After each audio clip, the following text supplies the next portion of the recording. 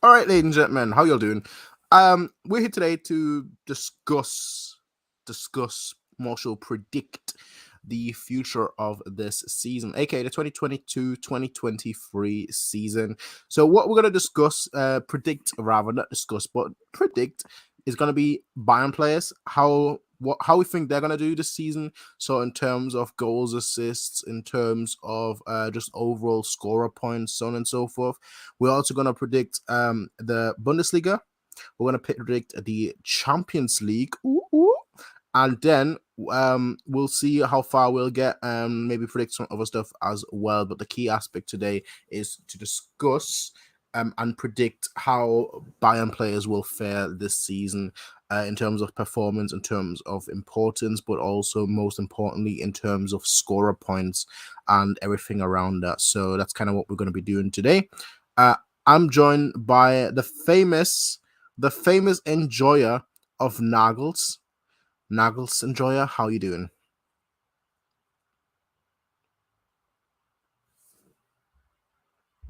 Okay. Hello. Right. Seems like there is a little bit of a hiccup going on, but that's okay. That's okay. Yes, I can hear you now. Well, my phone is like. No, well, there he goes. Well, as I said, we've got the topics laid out. I know for now it's me, but we'll soon have more people joining. And if you're wanting to join as well, you can do so. That can be easily done. Just send me a link on Twitter.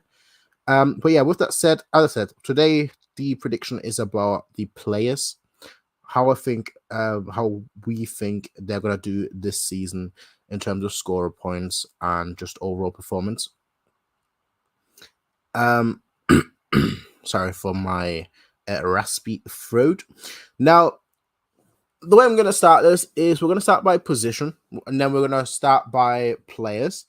And I think the best way to approach this really is by going through the lineup from Friday and going through a team positionally that way. So we'll go with the team from Friday, starting with Neuer, Pavard, Meccano, Lucas Hernandez, Davis, Kimmich, Sabitzer, Müller, Musiala, Gnabry, Mane, and then we'll move on to the substitutes that came on, aka Gravenberg, aka Mazraoui rather.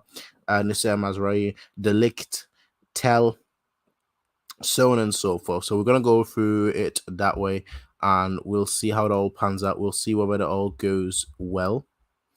We might change it up a little bit to where we'll discuss it by position. So, for example, if we're talking about Kimmich and Sabitzer, we'll move on to Gravenberg. It might make more sense to do that. But that's a topic or that's a thought that has yet to be evaluated seriously. With that said, Nagels and Joya, welcome back. Hope Hello? you are well. Yes. How are you Okay, doing? finally. So what was the question? No, I was just saying how it's going to be set up where we're going to talk about the players based on. We'll start talking about the players based on the lineup from Friday. So we'll start with Neuer, Pavard, Meccano, Lucas Hernandez, Davis, Kimmich, Sabitzer, Müller, Musiala, Gnabry, and then Mane, and then we'll talk about the substitutes and how we think their season will go, and then we'll talk about all the other players in the team that didn't get to feature and how their season will go, and we'll just kind of move it on like that and see what we think each player, how each player will perform during the season. So let's start off with the captain of the team. Daniel, welcome. I hope you are well as well. How you doing? I'm doing good. How about you all? Doing great. Since you weren't here yesterday, before we get started, what's your overall thoughts on the game against Frankfurt? Yeah, I thought overall it was a really good game. I thought I was pretty impressed because I didn't want the Leipzig game to be a one-off. I wanted them to just keep the momentum, and then I thought Upamecano impressed me the most. Jeez, that was amazing by him, especially because like I have given him criticism, but I do think I think he has a lot of potential to be very, very good, and I like seeing that from him. And last season was his first season, so I'm hoping we can see what he's made of this season. But the one thing I am nervous of is that last season in the beginning we were pretty good, not amazing, but we were pretty good, and we dropped off. So I think that I'm not going to get excited too quickly. If they can do this when they come back from the World Cup, I'll be really excited by then. But until then, I'm just going to enjoy the football for now and not get my hopes too high up.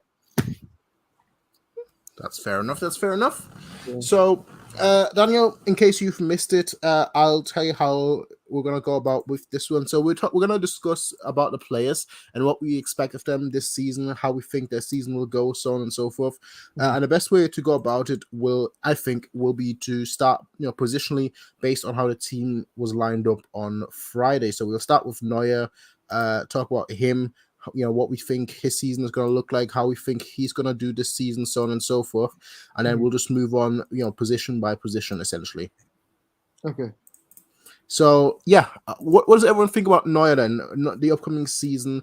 Obviously, we've had one game so far in which he didn't look that great in, but just in general, overall, what do you think his season will look like in terms of maybe clean sheets, in terms of maybe like personal performances, so on and so forth? What's everyone's thoughts on just Neuer upcoming season? What do you hope? Yeah, I think with Neuer, it was a disappointing start. The first two games weren't that good. I think I'm trying to see how many clean sheets he kept last season. Yep. Because I'm gonna be honest, I don't think he's gonna keep as many as last season, just based off what we've seen this season. I hope he proves me wrong, but like I don't know. He just looks shaky for whatever reason, and he's been shaky for like a bit, right? It hasn't just been recently; it's been like for a few months. I feel like, but so last season he's kept 10 clean sheets.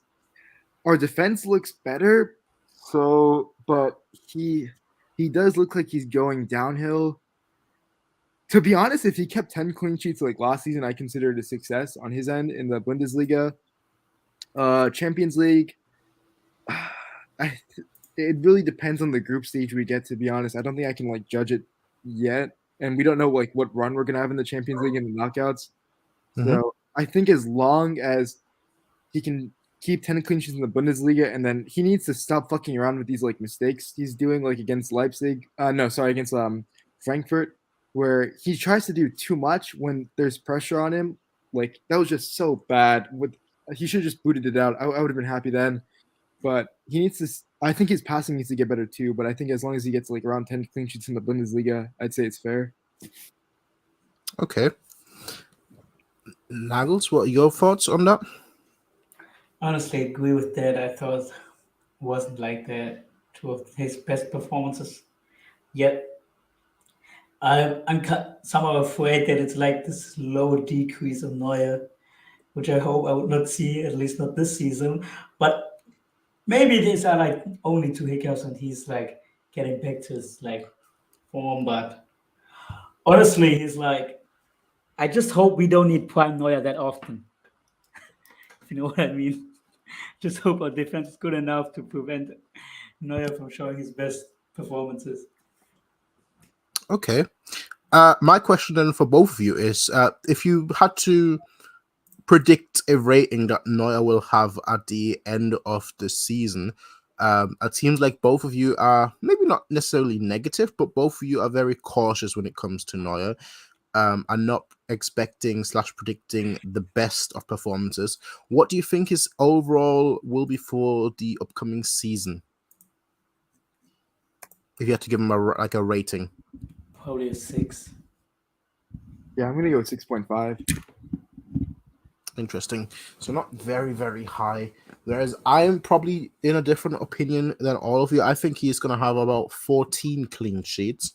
And I think that really does play into, our defense being significantly better, so on and so forth. I think he's going to have about 14 clean sheets. And I think also that he's going to have a relatively not amazing season, but a relatively good one. I think personally, 14, 15 clean sheets with roughly uh with roughly Neuer getting like a 7 to 7.5 this season. I actually think he's going to do really well. And one big reason why I think that is because of the World Cup being in the middle of the season. So he's going to be, getting used to his current squad, playing in the World Cup, and then getting used to the squad again. And I think that's going to maybe work out quite beneficially for him. But that remains to be seen.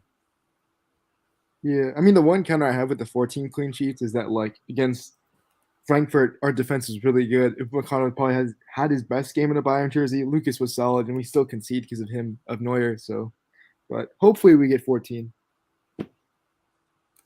I very much, what you say, I very much agree with that. It's defensively, we looked very, very good. Obviously, there was one mistake in there, but my counter to that would be we haven't really been great defensively last season, and the fact that yes, okay, we conceded, but defensively overall we looked relatively solid. So if we can keep that up, hey, I don't think Neuer will have to do much. Yeah, that's fair. Okay, next up, our right back, Pavard. What's everyone's thoughts on how his season will go? Well, that's difficult. It does seem like people are a lot more positive on Pavard now than they were 2 weeks ago. Yeah.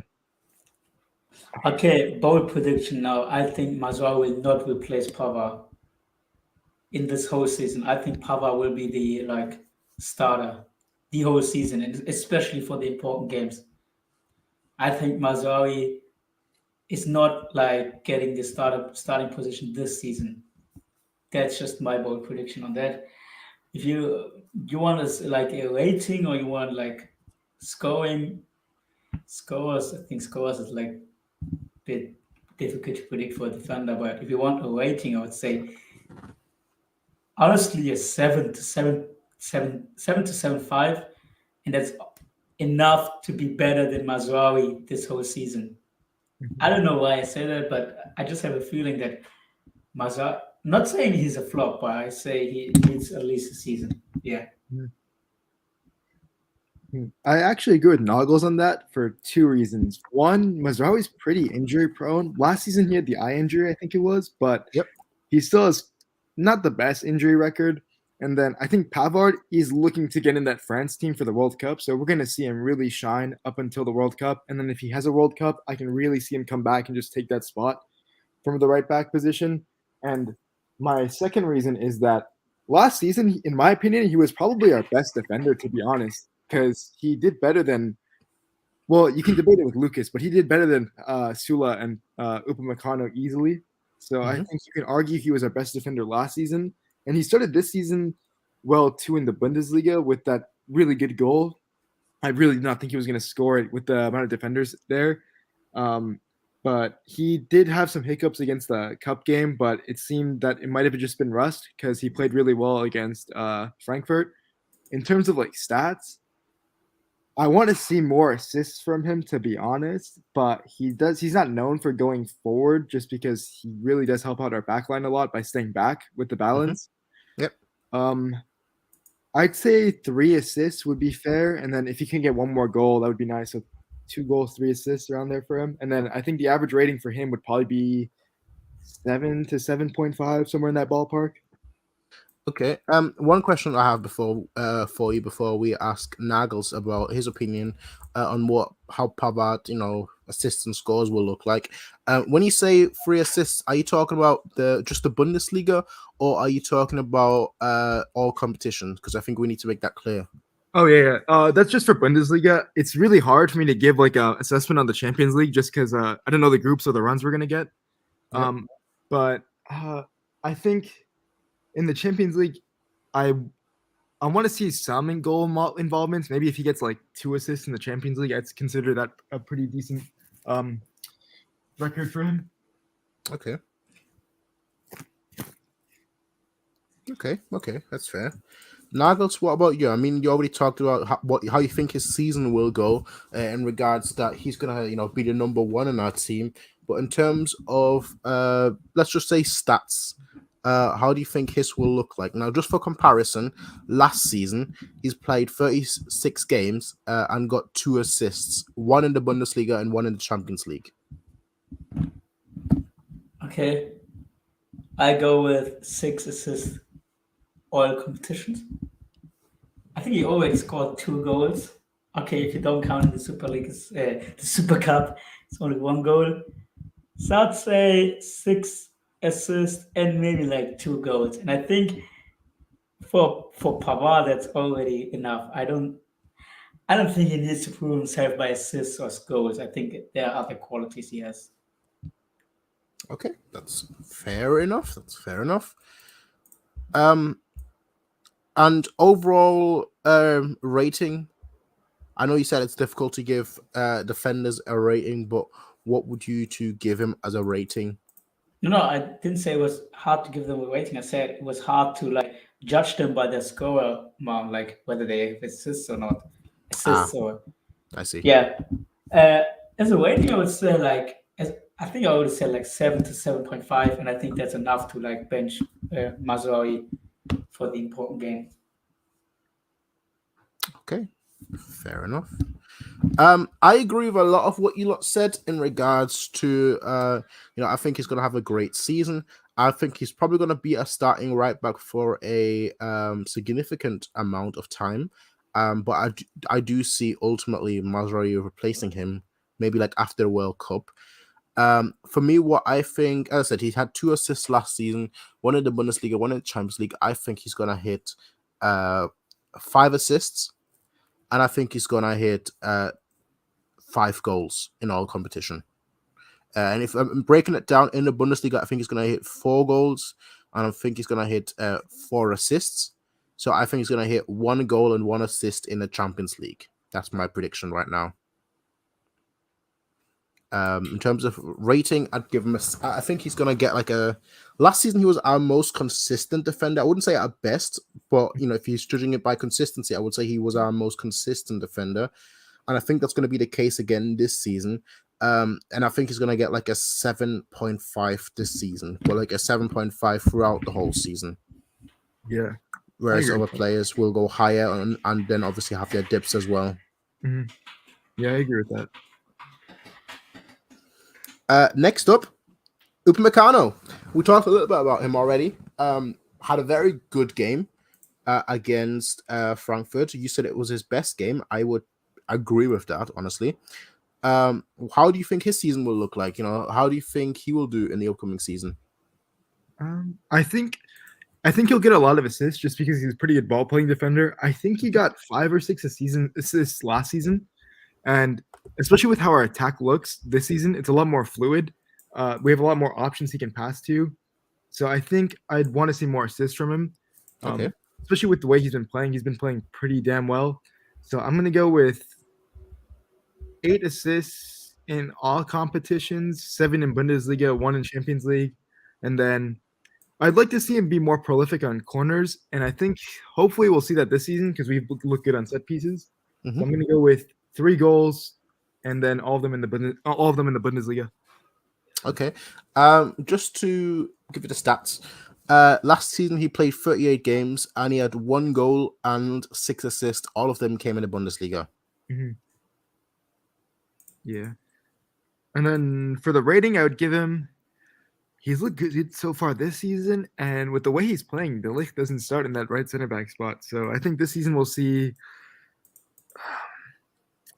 I'm gonna go with same as Pavard, 7 to 7.5. I don't think he'll hit like top rating, but I think he'll be consistently good this season. That's fair enough. Nagels, what about you? I know you're obviously a huge De Ligt fan, but bias aside, I also like Upamecano. I think he will have a 7 to 7.5 season. I agree with Daniel on that.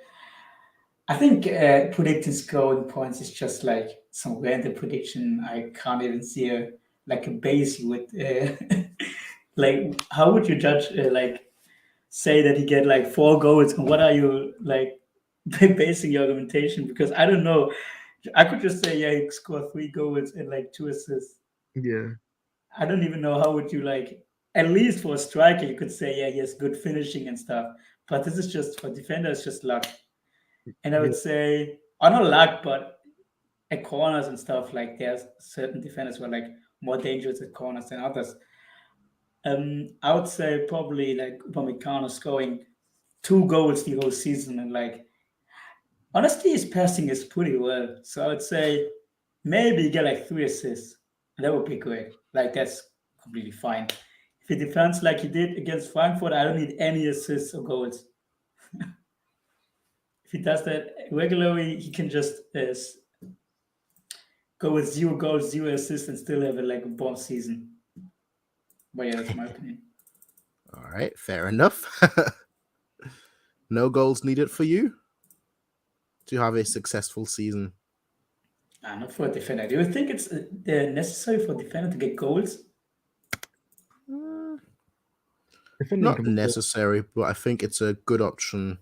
Not a good option, but I think it adds a lot. And the more the players add, and the better the players are overall, the more I think Bayern will benefit from it. So that's sort of my view on it, I guess. Right. But yeah, for me personally, looking at the stats, seeing that he had six assists last season, I do expect him to sort of have similar numbers. Actually, no, I expect him to have a lot less numbers, not more, less. And the reason I think that is because I don't think he's going to play or start as many games as he did last season. I think because there's so much healthy competition, that he's bound to get less game time than he did last season. Because last season he was, I think, second or third in terms of game time for Bayern, and I don't think that's going to happen this season again. So I think he's going to have like 2 goals, 2 assists, and all of them in the Bundesliga. Overall, I think the ranking for him will actually be really high, despite the fact that I don't think he's going to start as much as he did last season. But I do feel, how do I put this? I do feel he's going to make the French squad. I think he's going to play good enough where he will make it to the French national team. I'd be so happy for him. And that, I think, says a lot. Because France obviously have a lot of great players. So for me, personally, I think he's going to have like a 8 out of 10 season overall, showing up in the big games, but also having a few games where you'd be like, where you think, he's back to his old ways. And that's sort of what I think is going to happen with Meccano. His partner in crime. Mm-hmm. Interesting one. We're not there. We're not there with Mazraoui just yet. But yeah, his partner in crime, Lucas Hernandez. How do we think he will do this season? I think like Lucas Hernandez is one of the most polarizing figures at Bayern. A lot of people think he's amazing, and a lot of people think he is absolutely awful. Not awful, but a lot of people think that he's overrated. Yeah. Yeah, like he's disappointed. Yeah.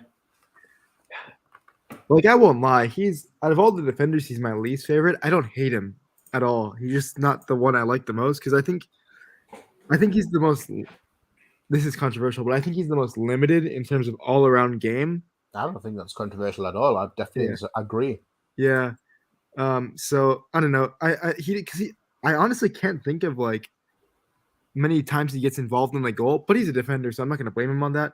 But like when I look at the big games where he showed up, I can really only think of one, which is the PSG game of 2 years ago, I think it was, where he just pocketed Neymar and Mbappe. I think it was away to PSG. But especially for the price we paid for him, it really does seem pretty disappointing. Like I expected more leadership, better defensive composure, all this type of stuff. I think out of him and Upamecano, if anyone loses their spot to De Ligt, I would think it's going to be Lucas, to be honest. Especially because he hasn't signed like a long-term contract yet. I think with Lucas, you might get one of those. You might get like 2 or 3 games where you put a 9 out of 10, but the rest will be around average-ish. I think Upamecano's gonna have a better season, to be honest. So I'm gonna give Lucas an average rating of 7. Okay. Mm, Talasif with his predictions saying that Lucas Hernandez will have 3 red cards this season and 1 restriction order. I'm thinking you mean restraining order here. He gets away with a lot, Lucas. There's times where I go, damn, he should have got a red card there, but they don't give it. He's got that Atletico DNA in him. Yeah.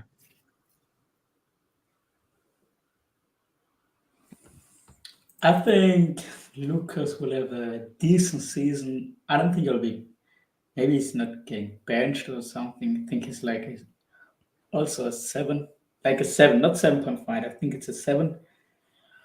And if you want to know some score, I think he'll score maybe 1 goal and 1 assist. I don't think that is his strength, honestly. I don't even remember Lucas' goal, to be honest. You remember one? Not really. Last season he had 34 games and 2 assists, all of them coming in the Bundesliga. Now I will say this season already he's got 1 assist, and that was in the Super Cup. Okay. But for what that's worth, in his career he's played for Bayern so far. He's played 97 games, and he's had 1 goal and 8 assists. A lot of that with him coming as a left back as well. So his assist stats are not that amazing, so to speak. You know, Sane gets a lot of flack for the transfer fee and his the way he plays, but you know, I think if Lucas doesn't have a good season, especially with the competition we got, I think we should look to like start moving him on, especially because he doesn't have a long-term contract. Because I think next summer he's only got 2 years left, so I think this is a make or break season for him too, to be honest. Okay. So you would not think that the 80 million that we paid for him has been worth it? Yeah, no shot, no way. Even though he's currently 26 years old, and you know, if he does, right? It says 26 on a transfer market. His birthday is February 24th. So yeah, it's February 14th actually. So Valentine's Day, 5 days before mine. So yeah, he's 26. He's only 26. Then he's young. Okay. That's what I'm saying. Like considering his age, I know we paid a lot of money for him, but considering his age, if he does extend, would you not say that the transfer has been a good one at that point? It's a good one in my book. I know, I know, like his wages are extremely high, and that's one of the reasons why Alaba left. But thoughts on him being a good signing if he does extend? I mean, even if he extends, I don't really care about the length as much, like because it all depends on how he plays. If he has a good season and extends, I'll say it's a good signing. But like, he needs to be more consistent, to be honest, because he'll have games where he's like a 10 out of 10, and then it just drops down, and then he does some little mistakes here and there. So it really depends on how he plays this season. I'm gonna keep a close eye on him and Leroy Sané this season. That's fair. A lot of the things that you said, I agree with. I think he has games. For me, the thing is he is probably our only defender besides Nianzou who is aggressive. And you need aggressive defenders in your squad. You need someone that actually goes into a challenge rather than backs off and tries to not commit a foul. You need someone that will take that foul. But my issue with him is there hasn't been many performances. There has a lot of performances. I think he's been good. There's not been many where I think he was amazing. The PSG one immediately comes to mind where I'm like, yeah, he was our best, maybe one of my best player on that pitch. And that was one of the best performances from a centre-back at Bayern that I've seen in a long time. But considering the amount of money that we paid, he's still relatively young, granted. But considering the amount of money that we paid, you would really expect those performances to happen a lot more often. And it just hasn't been the case. Now, for me, I do think he's going to start because he is a left-footed centre-back, and that by itself, is a rarity in football. So he's going to get a lot of chances naturally. For me, the way I see it is he's gonna he's going to be the centre back of ours with the most minutes. I'm not counting Pavard here, but he's going to be the centre back of ours with the most minutes. And I think he's going to have 1 assist. Sorry, no. He already has 1 assist. So I think he's going to have 2 assists. 1 in the Super Cup and 1 in the Bundesliga. Overall, I think for the season, his rating will be a very, very solid 7 out of 10. I think he'll have some good games, but I think then he'll also have some bad games, and I think it just sort of averages out at a 7. Mm-hmm. I agree with that. I agree as well. Now, next up, Alphonso Davies.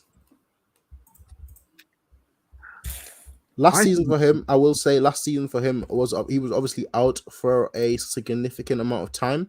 Mm-hmm. But in terms of statistics, in case anyone is interested, in terms of statistic last season, even with his, with his not injury, but with him being out, he got 6 assists in 31 games. 4 of them in the Bundesliga, 2 in the Champions League. I think he's going to have a really good season this season, especially with – there's obviously the World Cup bonus too, where he's going to want to perform with Canada. But yep. I think last season he did have the myocarditis for a bit, and then when he came back, he just didn't look sharp. And I can't blame him because he's out for a long time with a bad medical illness. So yep. I think this season, we'll see the best of Davies again. I think he's going to get a lot more goal involvements than last season for sure. In the Bundesliga, I'm going to say 5 assists, and I'm going to go 2 goals. In the Champions League, I'm going to go 3 assists. I think he's going to have a really good season this year, especially with the way we play. It's really fluid. I can see him running into like a lot of space. If Mane and Gnabry play down the middle, he'll get a lot of freedom on the left. I think an average rating, I'm going to say 7.5 to 8. I think he'll fall somewhere in there. I think he's going to do really well. Okay, Nagels, before you go, I just want to say a few things about Alphonso Davies, and I'll let you go after me this time, just so that we have a little bit of variety here. As I said, last season he had 31 games and 6 assists. Let me just have a very quick look to see his 2021 season, where he wasn't out for the majority of the season. He got 4 assists in that season. 2 in the Bundesliga and 2 assists in the Bundesliga, 1 in the Super Cup, and then 1 goal in the Bundesliga. So in terms of statistics, actually, last season he was better. He had more assists, although no goal. For this season, for the 2022-2023 season, he already has 1 assist, and that was in the Super Cup. So he's already starting on the right path, I guess you could say. Personally, for me, I don't think he's been playing good for a while now. I think I've said this. I think the last game, the DC United, the one half that he played, I thought he was... that was one of the best performances from a left back I've ever seen. Now, the issue is, he hasn't been good for like a long time, since the Barcelona game. And that's my issue with him. That there are too many games where he isn't that great. But, to be fair, he has been out for a long time. And I do agree with you that the World Cup is going to be key. So I think, and I hope more so than I think, because I don't really think so, but I hope this is going to be the case. I think he's going to, get 10 assists, 3 goals, and I think he's going to have a solid 8 out of 10. And just to say how I think the 10 assists and the 3 goals will happen.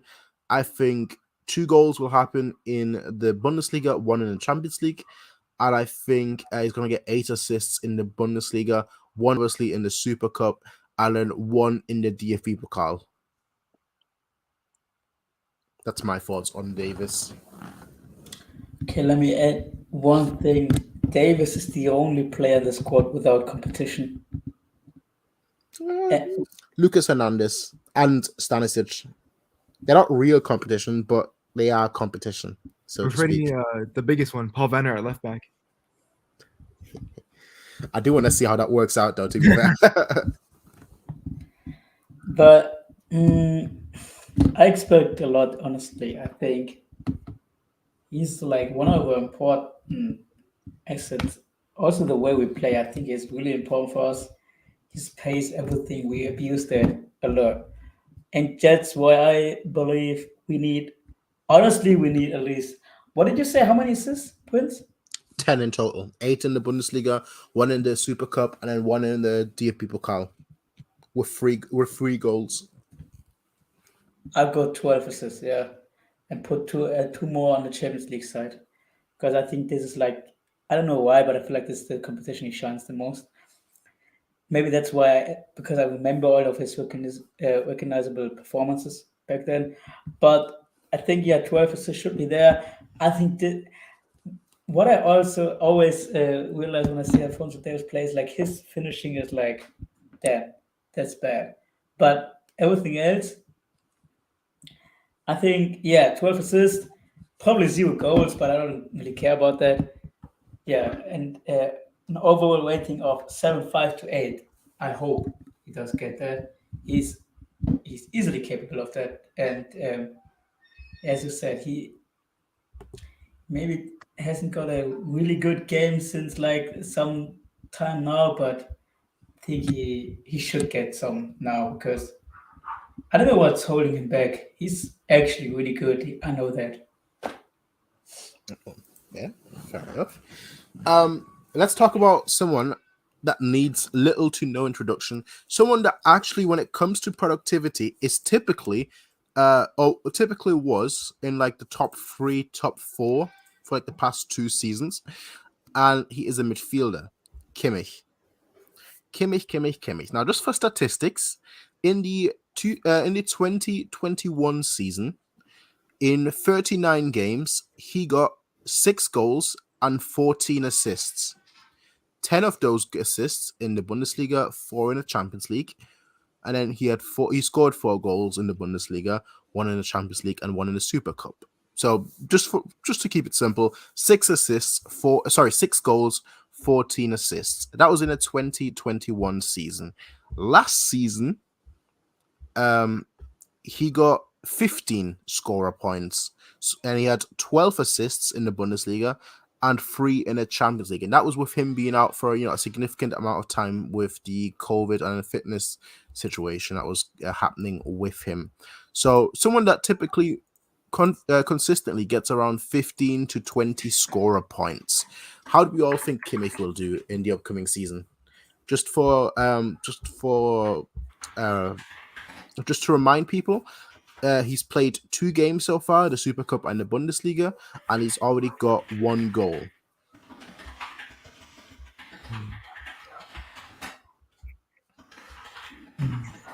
So he's already got a third of the goals he had last season.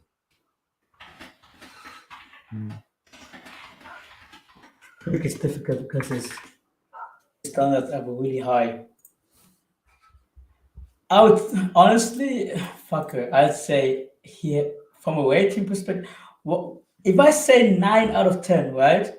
Does it mean that he has like an average rating of 9 at the end of the season? Like if you go to who scored rating or other rating sites.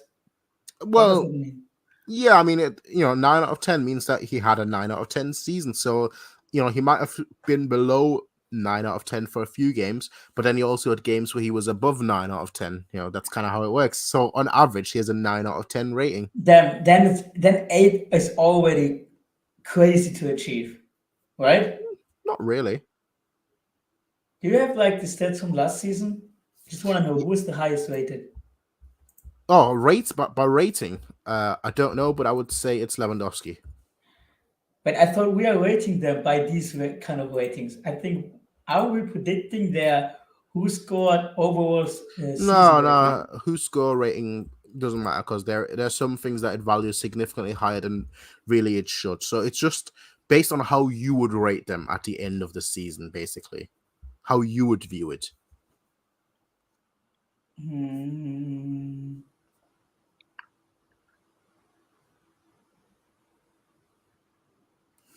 So, for example, I would say I still want a 9 out of 10 season from Kimmich.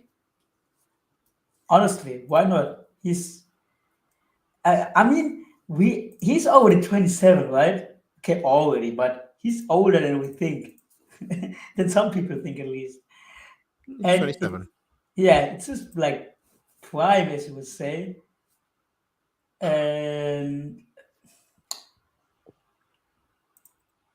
I don't know. I want him to succeed. Like I want him to see him on his highest level. I think he's on a good path to it, honestly.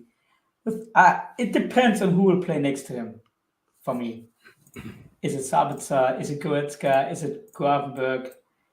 Is it maybe Lima? Which I don't think it will be, but still, it's important for me. Okay. Mhm. In terms of scorer points, what are your predictions there? You said that your rating is a 9 out of 10. Yeah, In terms of scorer points, 10 goals, 10 assists. Now 10 goals, 13 assists. Is that a good? I don't know. Is that good enough? that's up to you, really. I think it's fine. 10 goals, 13 assists. I think it sounds crazy, to be honest, as a central midfielder, but still, he's capable of that. And I want to see Just he keep in will mind, last season he had 12 assists and 3 goals. The season before that, he had 14 assists and 6 goals. The season before that, he had 1 second. The season before that, he had 17 assists and 7 goals. But wasn't he playing right back on that season? Yeah, I He think was, he need more yes. goal involvement at right back. Yeah. Yeah.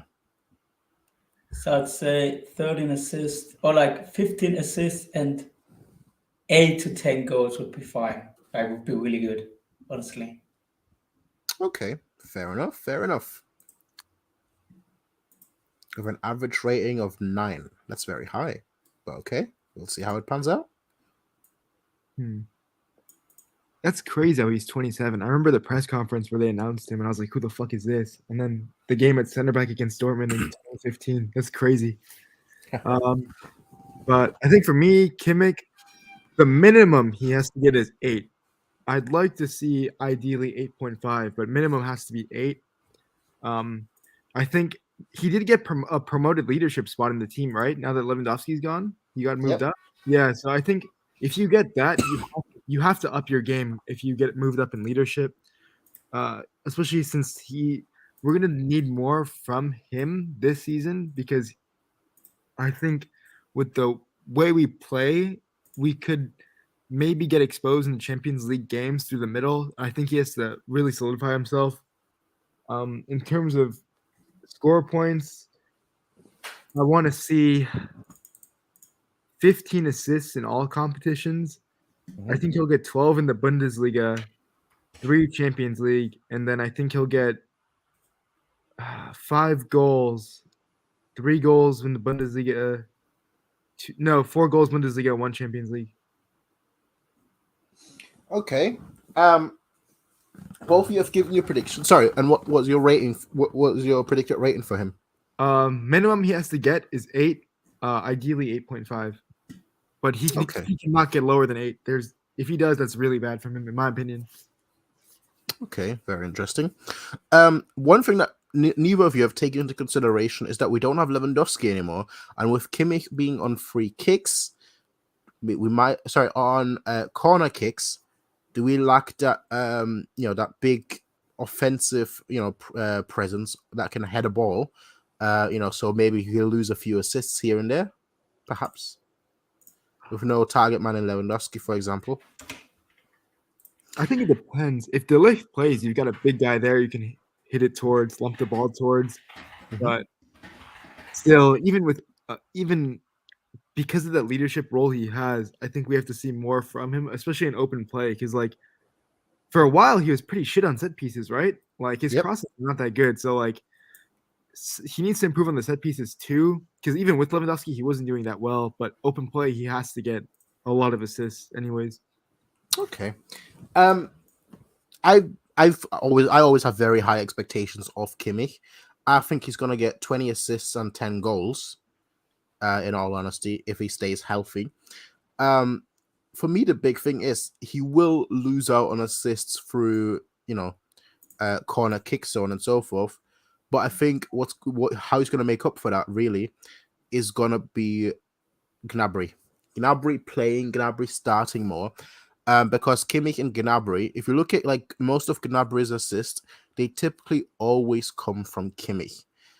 Those two have just a very good understanding on the pitch. And I think with Gnabry now being the striker, I think whenever Kimmich passes the ball to him, he'll naturally be in very good positions to get assists. I mean, we kind of saw that with the goal that Kimmich, the pass that Kimmich gave to Gnabry, and then Gnabry passed it on to Mane. I think it was against Frankfurt. We saw that with that first time ball. Gnabry's gonna use his pace and exploit other defenders with Kimmich's through balls. So I do think that Kimmich in general, in terms of stat wise, will be significantly better than he was in previous seasons.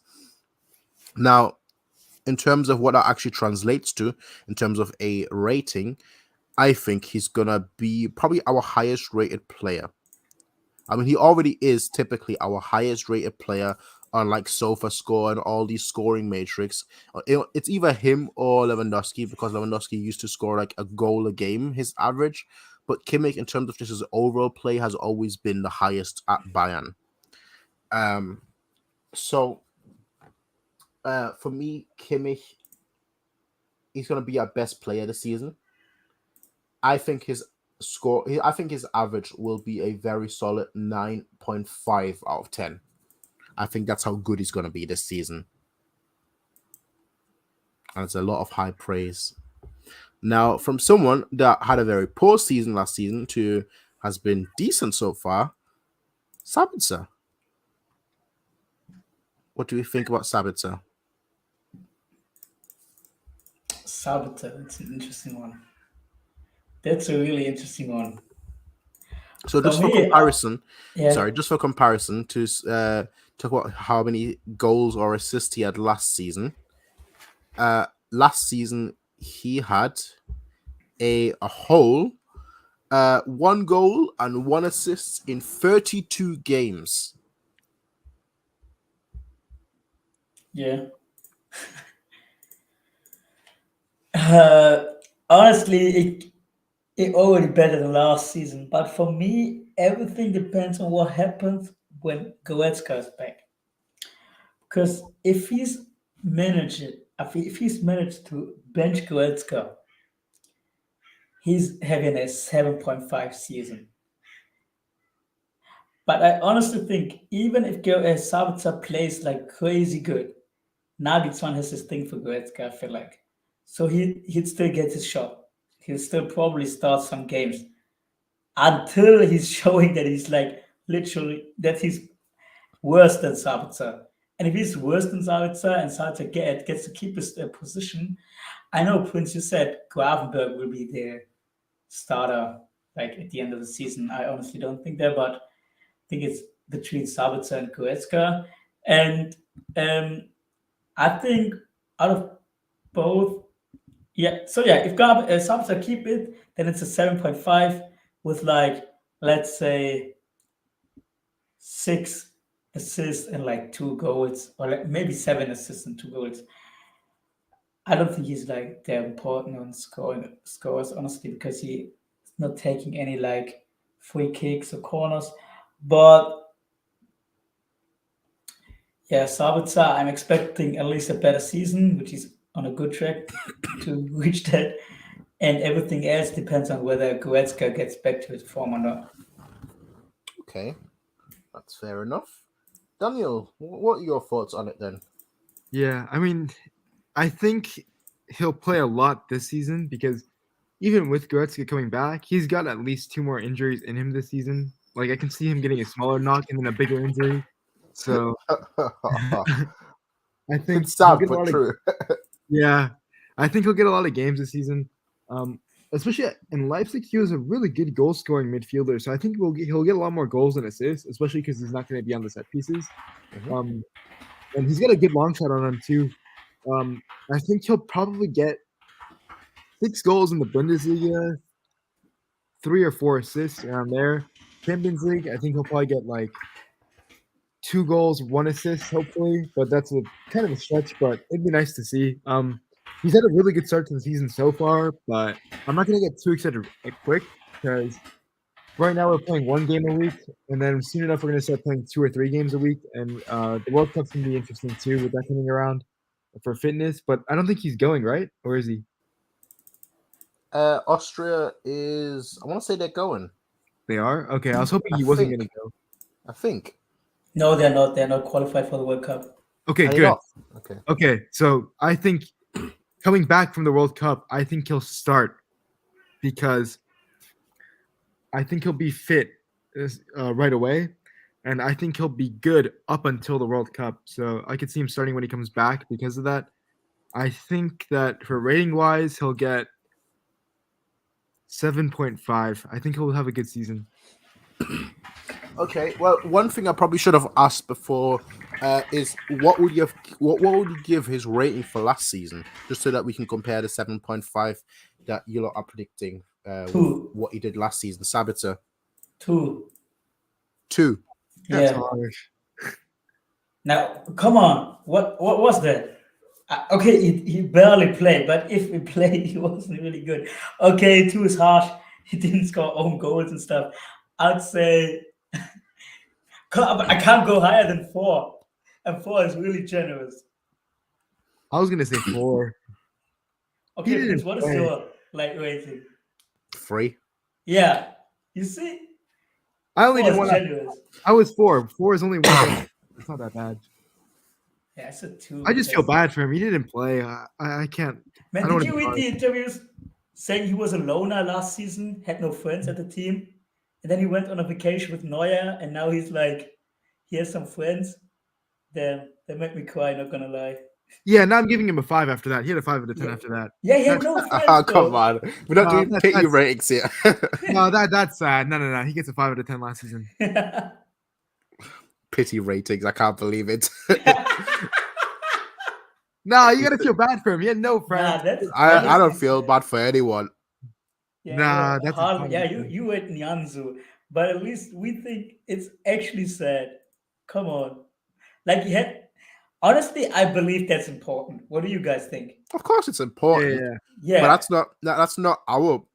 I hate being this harsh because no one else is being as harsh right now. But that's not our fault. That's his fault. You know, if you're not integrating, like if you're changing your job, right, and you're not talking to anyone, you're not making friends.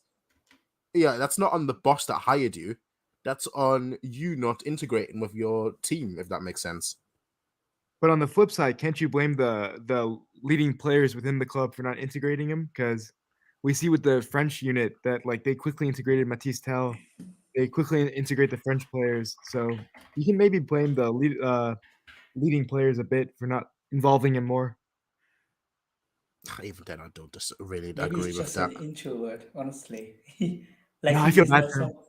Yeah, and I think he went on a vacation with Neuer. Neuer actually tried to integrate him into the team, and now I think he's also good friends with Kimmich and the rest of the team, which is like you could see that he's enjoying his time right now, and he wasn't enjoying it last season. That's why I want Prime Sabitzer back. Lonely, Mr. Lonely. Yeah, he was. All right. Okay. Sure. 7.5 is what we're giving him. Then sure. What we're expecting from him. Coolio. However, moving on. What do we expect from? Let's go to the right. Let's start with the right. What do we expect from Müller this season? And I guess before we start, we should always say what we thought about them last season. I guess that's a good way to start. Like, what did you think about him last season in terms of like his stats and so on and so forth, and his rating?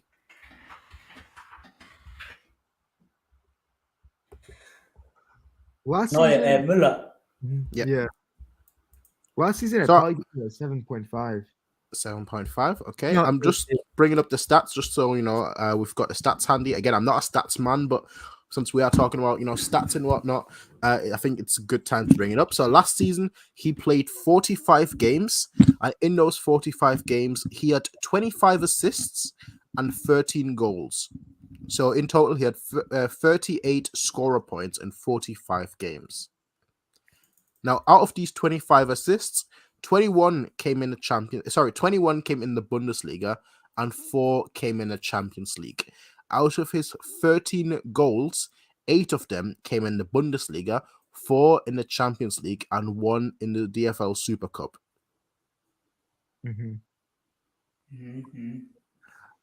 Yeah, I think last season I'd give him an 8 because of the amount of score points he got. But there were times where I thought like he didn't show himself in the game as much as I would have wanted. In terms of this season, with Lewandowski gone, I kind of expected him to have scored by now because I don't think he scored in either game, right? He hasn't, no.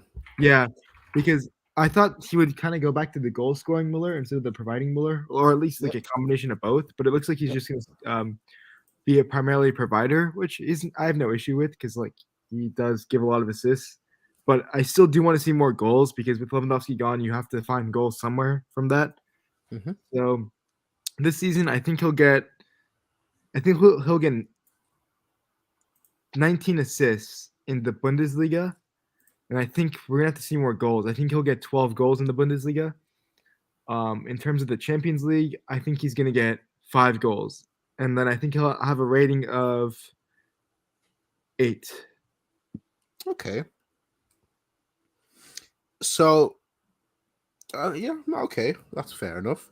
As I said, I think in like the last 5 years, there's been no player that has had more assists than Müller. Yeah. So, you might have been justified in thinking that he's going to go back to his more goal-scoring side, but there's also the argument to be made, well, if you've got the best assister in Europe, make use of him, especially if you don't have a striker. Yeah. But okay, interesting. I miss a little bit of the Muller goal celebrations though when he was doing like 15 goals a season or whatever. It was fun to see. Yeah. Niles, what about you? What are your thoughts? On Muller? Yep. Like for the upcoming season, right? Or for this season? Both.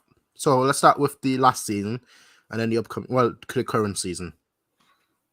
Last season he was on the way to getting a 9, honestly, but then the second half and everything happening then destroyed it, giving him honestly only a 7.5 to 8. And this season I expect him to have like an 8. Yeah, it would be great. Expect him to get. I mean, Müller has crazy assist numbers. What did you say last season? How many assists? Over 30, right? Last season he had. Let me get the stats up for you again. Sorry. Last season he had 25 assists and 13 goals, so 38 scorer points in total. Oh, that's crazy. I still go with 20 assists and like you said 13 goals last season, right? Yep. 20 assists and 17 goals. 25 assists and 13 goals last season. Yeah, and I got 20 assists and 18 goals. Still a good season. So he loses 5 assists but gains 5 goals. Yeah, because no Lewandowski needs to score. All right, fair enough. That's very. And what about the rating? I think I said like an 8.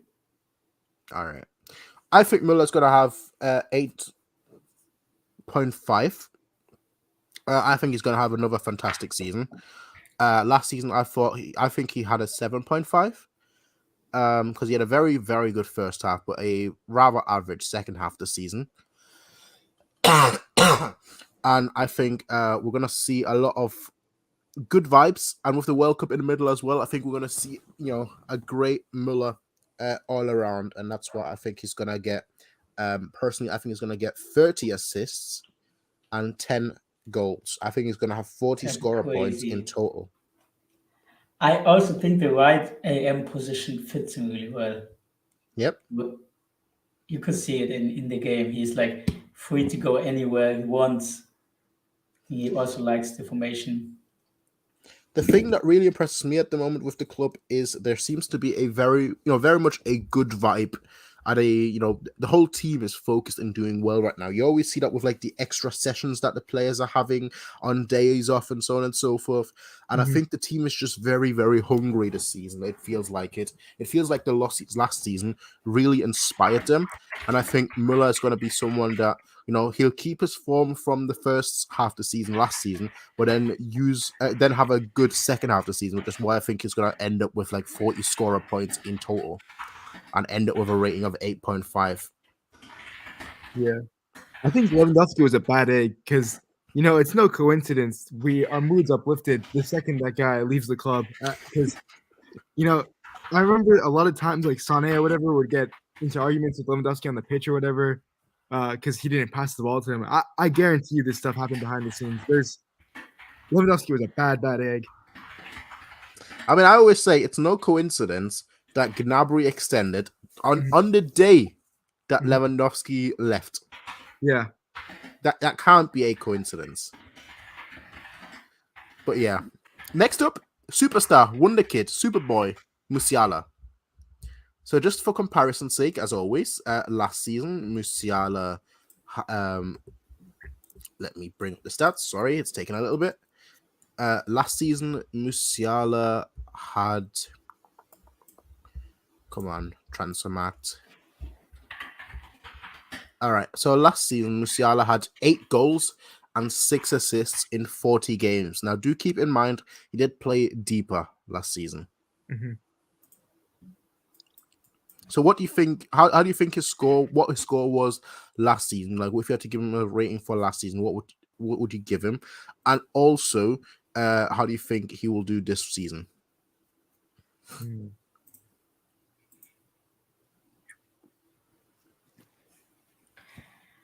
Let me start. I said last season I given a 7. Yeah, I'd say 7.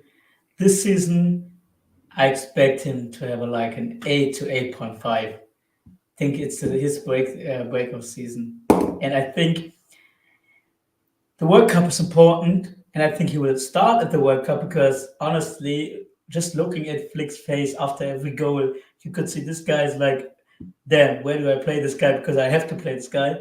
And then I would say he will be a World Cup best young player. I have no doubt. Anyone disagree? No. Not really, no. There's an award, right? I think Mbappe won this last time. I think Müller won it once. Another pointless award that I don't care about, honestly. No, it's good for propaganda. Who cares about propaganda? No. We need it for PR. Get me the World Cup and get me the Champions League, and then you can have your propaganda. But until you get me those, I don't care. That's fair.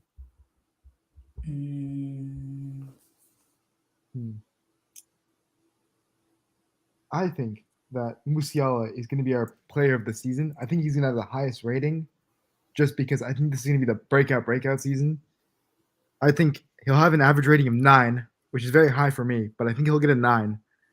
And then last season, I gave him a 7.5 just because he was out of position, but I still thought he played well, especially for playing in center mid. But for goal involvement, I think overall, he's going to get 20 goals, 15 in the Bundesliga, 5 in the Champions League. And I think he's going to get 10 assists. And then 7 Bundesliga, 3 Champions League. But I think he's going to be our best player of the season. Very, very interesting. Considering that last season he had 14 scorer points in total, 8 goals, 6 assists. And this season you're predicting, was it 10 goals and 20 goals? 20 goals. Yeah. And 10 assists. Yeah. So you think he's going to get 30 scorer points this season, whereas last season he only had 14. Yep, I think he's going to double it because he's going to play way more, and he's going to show the world why he's in the top 3 best players in the world. So I'm just going to say one thing. Last season he played 40 games. So if you're saying he's going to play way more, there aren't that many more games he could possibly play. What were the minutes, though? 1,980 minutes, which is someone do the maths. On average, 1980 divided by 90. 1980 divided by 90. 22 games in total. So he basically played 22 games in total for 90 minutes. Okay. If you want to judge it that way. I think he'll get 35-ish games. 30 to 35 games this season. So I think he'll get double the output. That's my guess. They could go horribly wrong, but I'm gonna bet on this kid. All right. No, I like big bets. It's Las Vegas. Go big or go home. Mm-hmm. Okay. Very high predictions. As I said, last season he had 8 goals and 6 assists. Now, if we look at this season already, in just 2 games, he has 3 goals and 1 assist. So he already has half the goals that he had last season. As I said, go big or go home. See, that's right there. It makes my prediction of double the output seem realistic. Yeah. Yep. What about you? What do you think his last season rating would have been, and what do you think he'll do this season? Talking to me? Yes. I said last season was probably a 7 or 7.5. This season, I go with a. Honestly, I expect at least like an 8, and from being honest, I could even see it going up to 8.5, even 9, but it feels like a bit too much. But yeah, 8.5 is like fair because he's shown his potential, right? Mm-hmm. And to get an 8.5, honestly, the only thing he has to do is like play like, okay, it's easier said than done, but he needs to continue to play similar to this, how he did like last 2 games in the Bundesliga, which is not that hard. Lewandowski also scored like 30 plus goals every season because it's not that hard in the Bundesliga to show your class if you're like really that good. And in the Champions League, honestly, if he decides like one game, like one of the like quarterfinal, semifinals or anything, he's already on a proven that he's a like 8 to 8.5 player to me. So yeah, on score. But if you ask me on like goals and assists, I'd probably go with fun hard, man. Honestly, like how many did Gnabry score last season? How many goals? I think it was like 18. Like in the Bundesliga, I know he was like top 5 if I remember. Gnabry last season, I'll get those stats up for you right this second. Gnabry in the last season scored, not 2022, 2023. We're talking about 2021, 2022. Last season, he scored in the Bundesliga alone 14 goals and 5 assists. Yeah, go Musiala. I go with probably like 17 goals. 17 goals? Sounds a lot, right? Oh? Well, just for comparison, Gnabry last season scored 17 goals and had 9 assists. Like all competition, right? Yes, in all competition. That was his highest goal scoring season 2, right? I believe so. Yeah. Probably. I go 17 goals and 15 assists. That's crazy. Jeez. Actually, it wasn't his highest goal scoring season. His highest goal scoring season was in the 1920 season, where he had 23 goals and 14 assists. Okay. Madness. But okay. Interesting. I'm gonna parrot a lot of the things that you all said in regards to Musiala and how well he will do this season. I showed my tweet yesterday where I predicted in 2020 that he would be our best player by 2023. So I'm sticking with that. I made that prediction 2 years ago, and I'm sticking with that right now. So my prediction is this season he's gonna be best player / second best player. I think him and Kimmich will be equal. And I gave Kimmich a rating of, what was it, 9.5, I think? That's what I gave Kimmich. So I'm going to give that same rating to Musiala. For me, personally, I think Musiala will have... I think he'll have 20 goals all competition. And I think he'll have 15 assists in all competition. I think he's going to have a crazy season. And I think the reason for that is because I already like what I'm seeing from him and the squad, the chemistry more so than anything else. It's not really him getting the goals, but most of the chemistry that I'm seeing. And I think if we can keep that up, I don't see any reason. And if we can keep the hunger up as well, I don't see any reason why, those stats can't be replicated. And I think when he wins the World Cup as well, he's going to be extra motivated to win the Champions League as well. Mm-hmm. So that's why I'm going with 20 goals, 15 assists, 35 scorer points in total. 20 goals. Well, you sound surprised, but if you actually look already, his stats, 2 games in, he's already got 3 goals and 1 assist. So I'm just saying. Next up, though, our current, quote unquote, our current striker, Serge Gnabry, who in the 2021-2022 season had 17 goals and 9 assists for a total of 26 scorer. 30 goals. 30 goals. 30 goals. He had 26 scorer points, goals and assists included last season. And you think he's going to get 30 goals? Yeah, and I'll tell you why. Because he's playing the striker position. And his only, no, not his only, but his real quality is his finishing. And I think Mane will not score as many goals as people think. So I think Gnabry will outscore Mane. He will be Bayern's best goal scorer.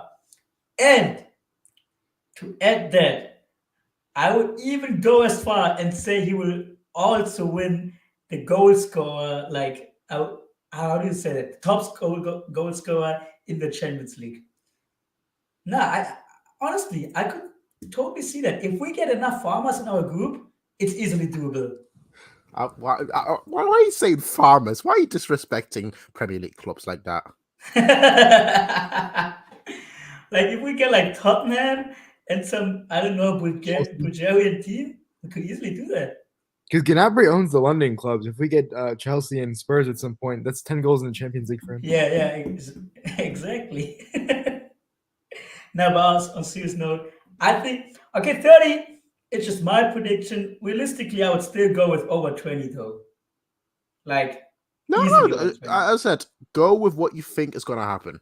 At the end of the season, we're all going to look back at this video and see who was right and who was wrong. So if you're not going to say your actual prediction, what you think is going to happen, then, there's no point saying anything. So say what let me say 25 goals and 15 assists. That's a lot, right? He had 17 goals and 9 assists last season.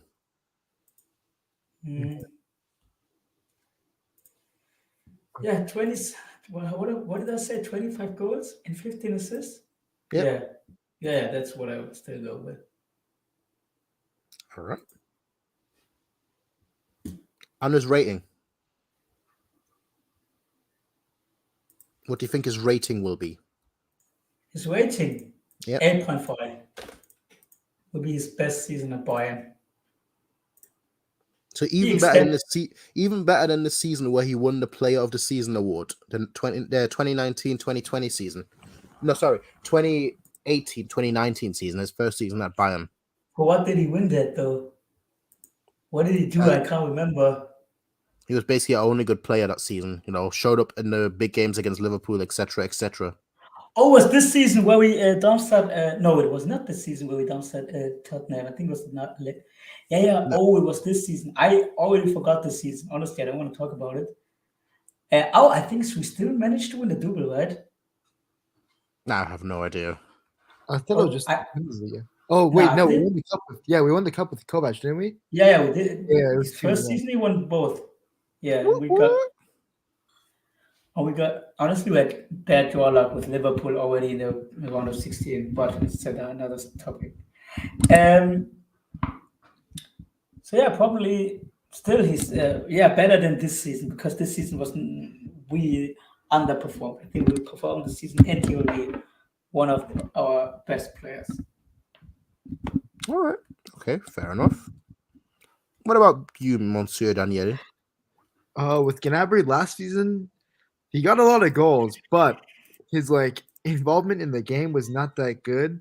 Yep. So it's got to be like a 7.5. Yeah, because if I gave Muller an 8 last season, Gnabry gets 7.5. Okay, yeah.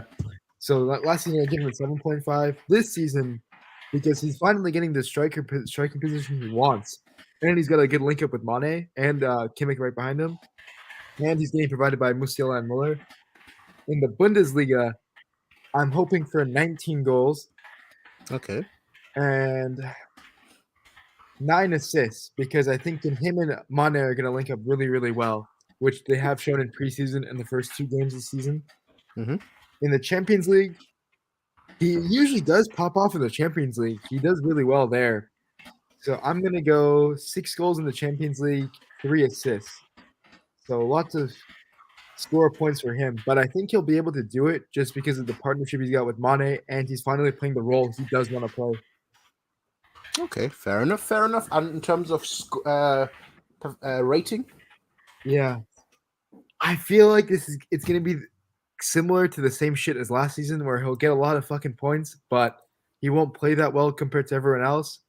But I think it'll improve a bit. So I'm gonna go with 8 out of 10 for him. Are you saying that because? Actually, are you saying that by any chance because you feel that way about last game as well with him? Yeah, slightly, yeah.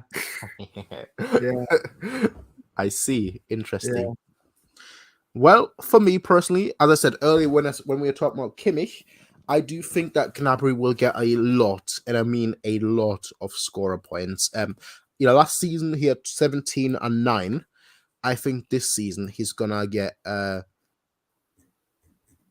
honestly, without Lewandowski, I think this season is going to get 30 and 15 in all competitions. So 45 scorer points in total. And I think he's going to be a top scorer. I really do think that. But I also think he's not going to play that great. I also think that he's going to be like a player that will get a lot of points, a lot of scorer points, so on and so forth. But in terms of actual performance, won't be that high. So it's going to be difficult to actually evaluate like what you would rate Gnabry, because if he scores the crucial goals, well, that's a positive. But if he doesn't actually play well in that game, well, is that a negative then? I don't know. So I think Gnabry overall will get like a 7.5 to 8 rating for me. I think that's what's going to happen. But as I said, I think he's gonna, be a top scorer with 30 goals and I think I said 15 assists in all competitions. So that's what I'm going with.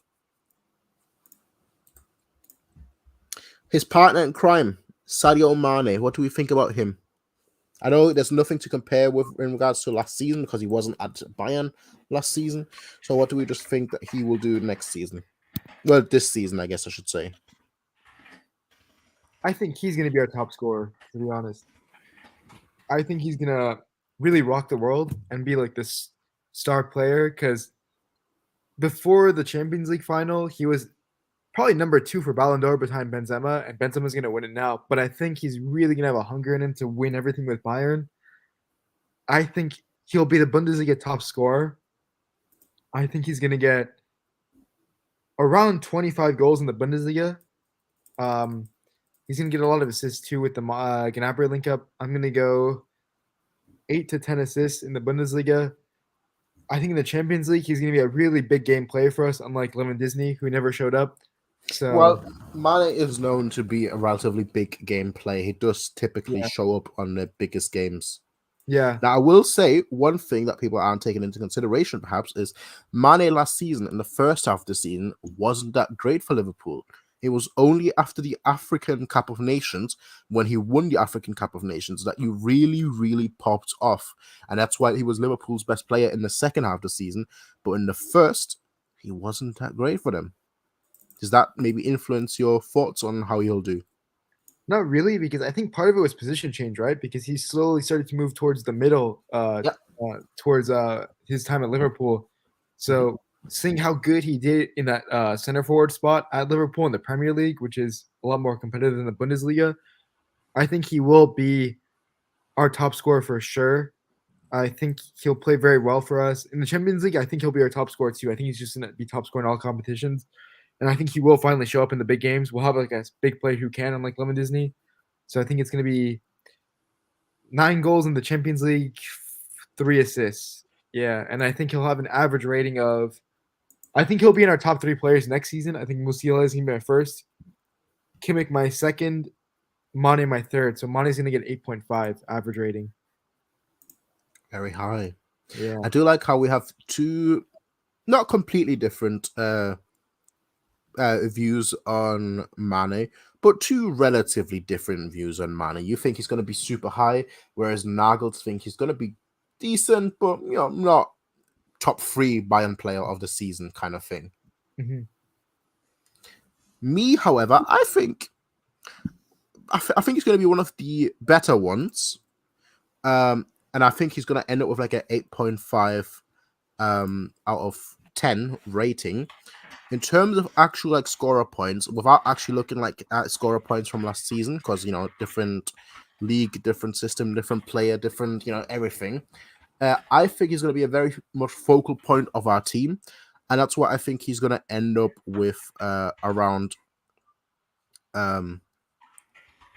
Honestly, the more I think about it, I think he's going to end up with like 25 goals. No, I think he's gonna end up with like 28 goals in all competition, honestly. 28 goals in all competition and about 12 assists is what I think is gonna happen.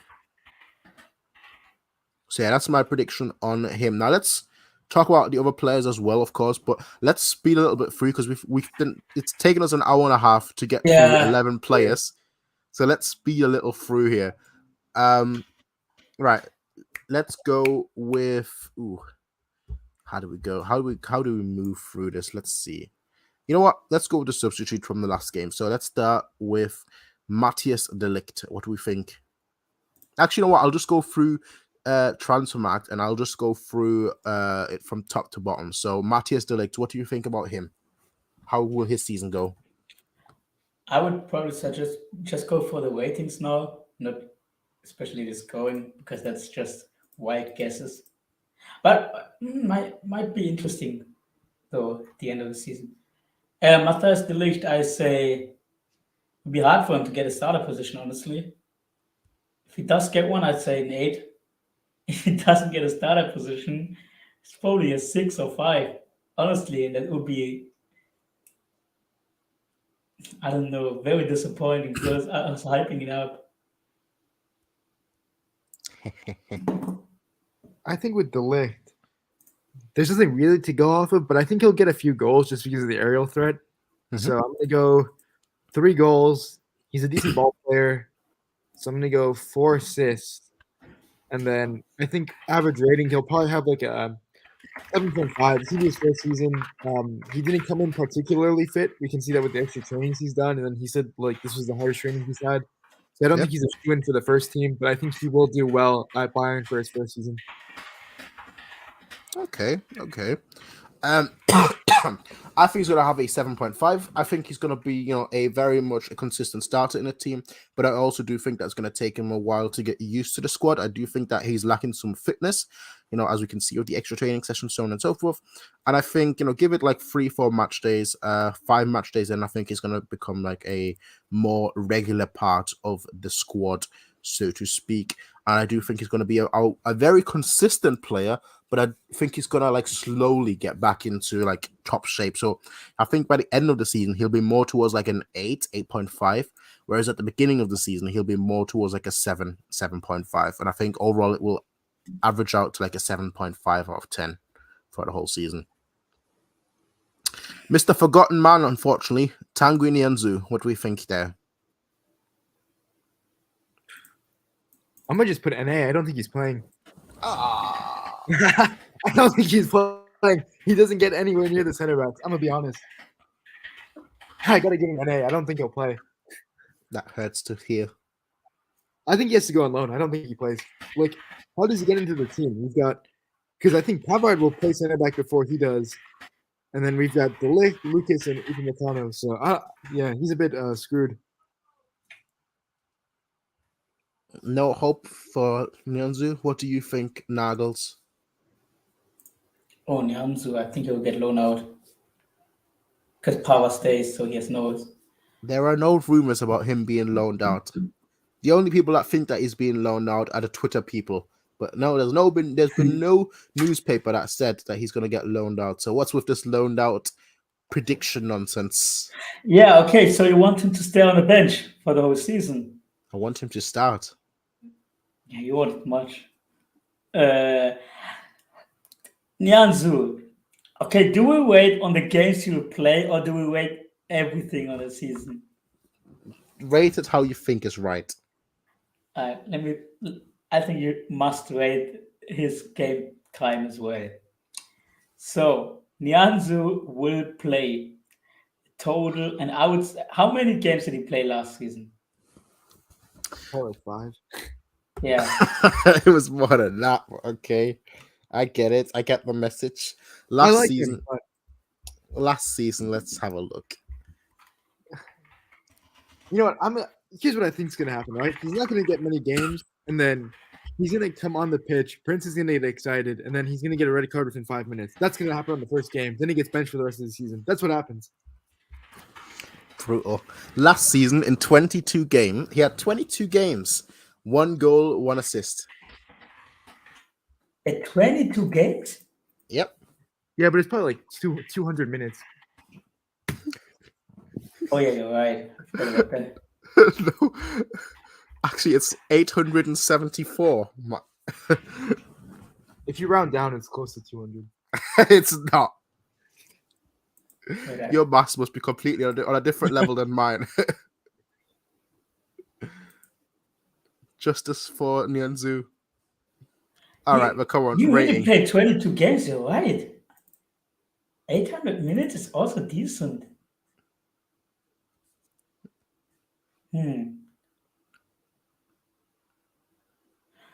He came on for some games, yeah.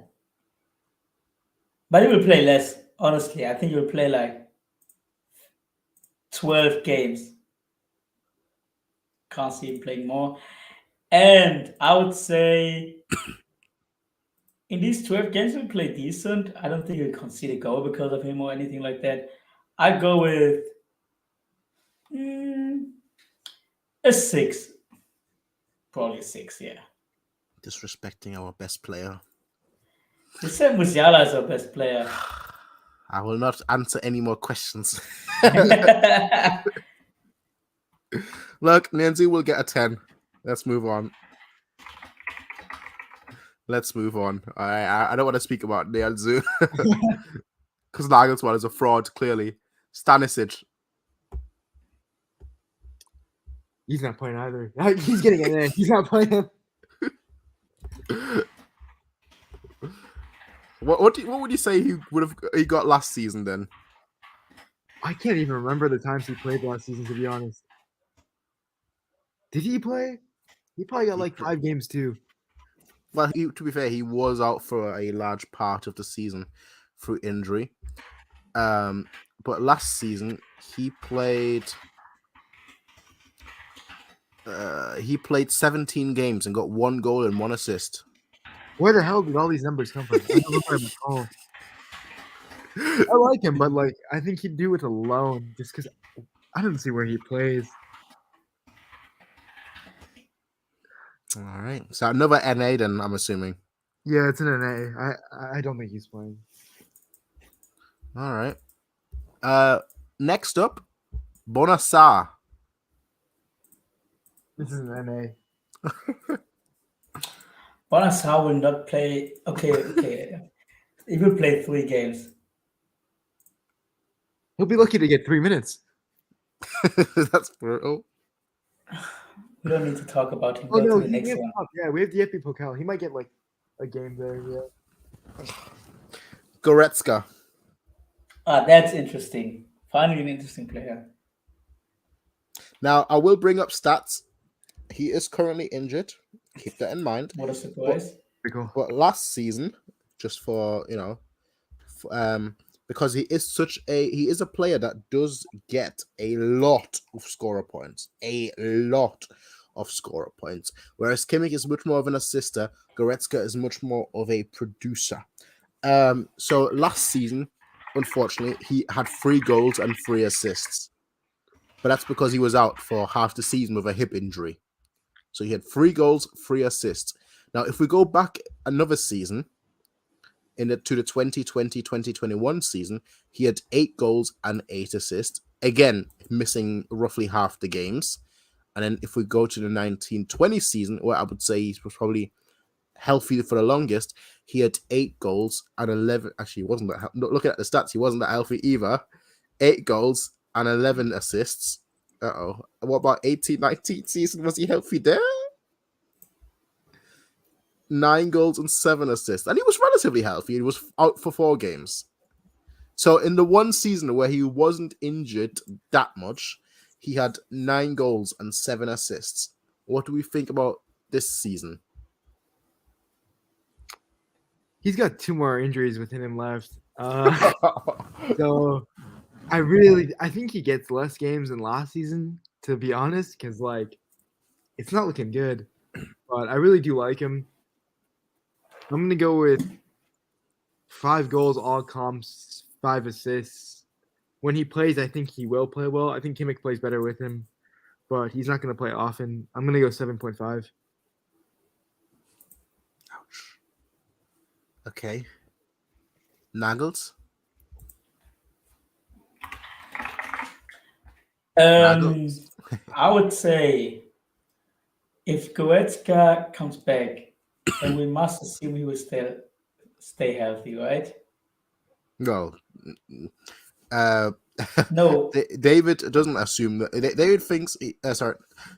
Daniel thinks. I don't know where David came from. Daniel thinks that he'll have 2 more injuries in him this season.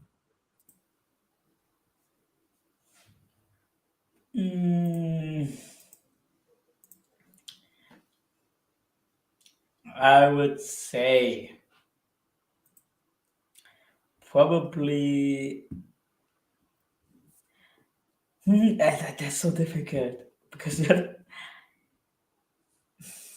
he will score 8 goals. I think he'll come back strong. I think he will play Sabitzer again.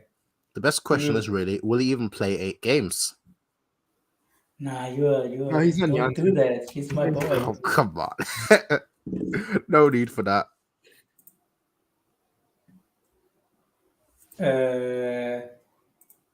I really rate him. Honestly, I think he's a good and I think he has qualities. He has unique qualities which others don't. And if he shows them, I think also he's a high scoring midfielder, I believe. It's a good shot. 8 goals, and he'll play. Okay, if he's I think he will be back at squad maybe probably beginning of September or mid-September. So still get 5 or 6 games before the World Cup. He will go to the World Cup. I'm sure he will. I don't know whether he starts, but he will go to the World Cup. And then he'll come back. Maybe he shouldn't go to the World Cup, honestly. Maybe he should use that time if he wants to succeed at Bayern. But I don't think he will miss the World Cup because he's already 27 and it's an important one. So I'd say 8 goals, maybe 3 or 4 assists, honestly, in a 7.5 season. I think it will become a starter again. Honestly, I think it will. Because of the, as I said, Nagelsmann seems to rate him, and so he will get his playtime, and he will show why. Interesting. I think I've said this before. I can't count on Goretzka. I do think there are 2 or 3 more injuries in him for this season, and the fact that he got injured before the season even began, it just I'm sorry, he's going to get injured like 10 more times this season. I can't count on that. So for me, 2 goals, 2 assists, and I'd be absolutely happy with that. I can't see him get more than 10 games. And to me, that's it. With the World Cup in the middle of the season as well, I don't think we're really going to see him at Bayern. I think he's going to just get healthy for the World Cup, go to the World Cup, get injured in the semi-finals, and then he'll be out until the quarterfinals of the Champions League, play 2 games, and then get injured again. Yeah, that's crazy how skinny Goretzka was more fit than Hulk Goretzka. Well, he put on too much muscle, I think. That's really what it boils down to. His body, it can't handle it, you know. And that's just... He did it because, he wanted to feel... he thought it would be better. I think it's had a negative effect on him, honestly. He got his GQ sponsorship and went to the hospital. Basically. Yeah. But yeah, that's just the way the cookie crumbles sometimes. And sometimes you got to just pick up the pieces and make a cookie dough. With that said, Rian Gravenberg.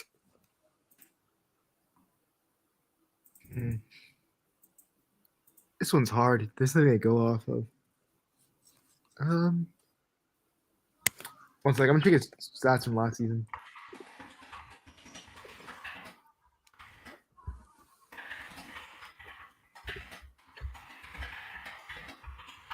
So, his stats from last season, if I can find them, give me 1 second. Someone is going absolutely crazy on the keyboard. Oh, sorry. His stats from last season, he had 42 games, 3 goals, 6 assists. Yeah, I don't think he'll be a guaranteed starter towards the end. I think he'll get a lot of game time, especially with Goretzka, who's going to be injured quite a lot. I do think he will come good. I think he'll get more in goal involvements than at Bayern than with Ajax, just because we're more attack oriented. We're always going to go forward. He's going to have a big part in that. So I'm going to go 4 goals, 6 assists in the Bundesliga, then hopefully 1 goal, 1 assist in the Champions League, and I think he'll have an average rating of 7.5. No, I think that's very fair. I mean, I'm not going to change much from what you said. I think I very much agree with that. That sort of goal output and rating as well. I do think he's going to get a lot of minutes because, again, I can't trust Goretzka. So I think I very much agree with you. Nagels, what about you? Gravenberg. Yep. Yeah, it would be a regular sub, I believe. Score maybe 4 goals and maybe 3 assists. Yeah, but I didn't think he would be a starter at the end of the season or anything like that. He would be a good sub player. Give him a 6.5. Okay, that's a lot lower than both of us think, but okay. Paul Vanna. The scammed one. Scammed one, not scammed one. Don't forget, he's going to apparently play left wing back. What do we think about Paul Vanna?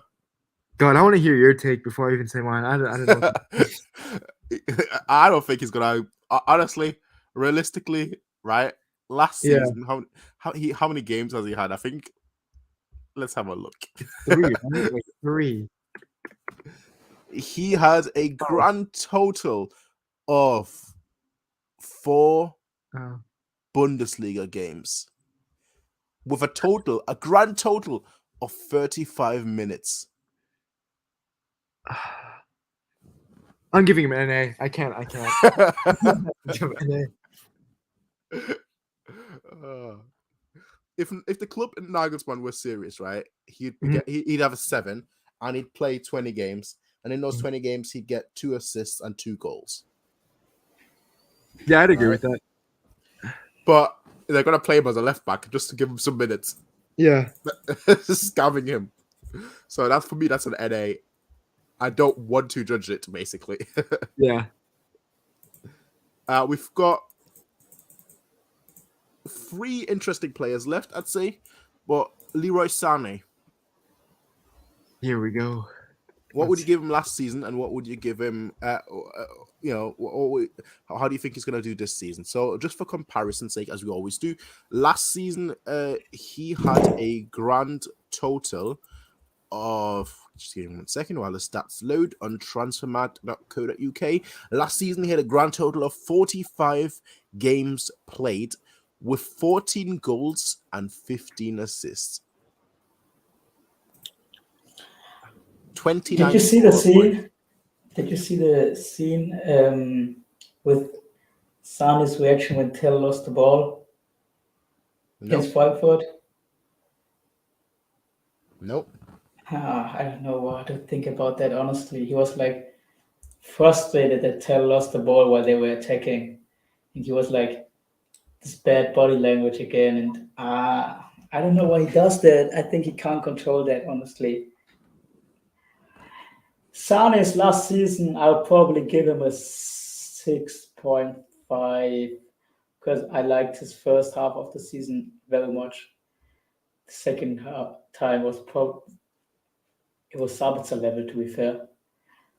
Sabitzer level with playing.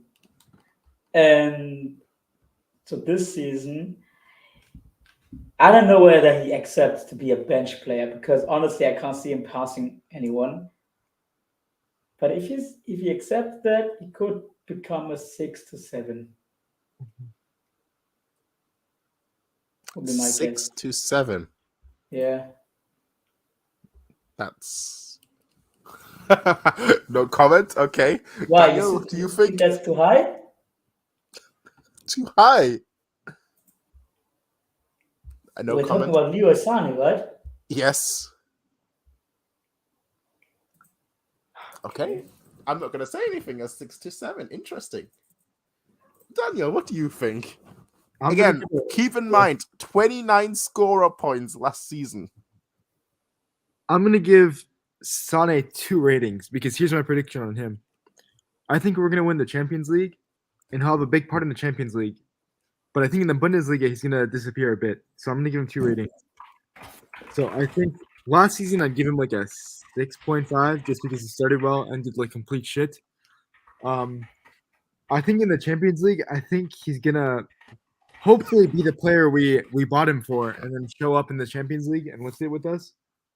So in the Champions League, I think he's going to get 7 goals, 5 assists, and I think he's going to be a key part to us winning it. And I'll give him a rating of 8.5 in the Champions League.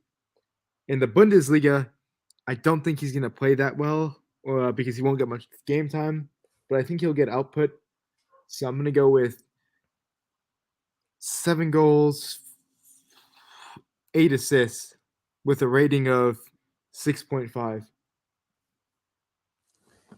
Jeez. Yeah. Okay.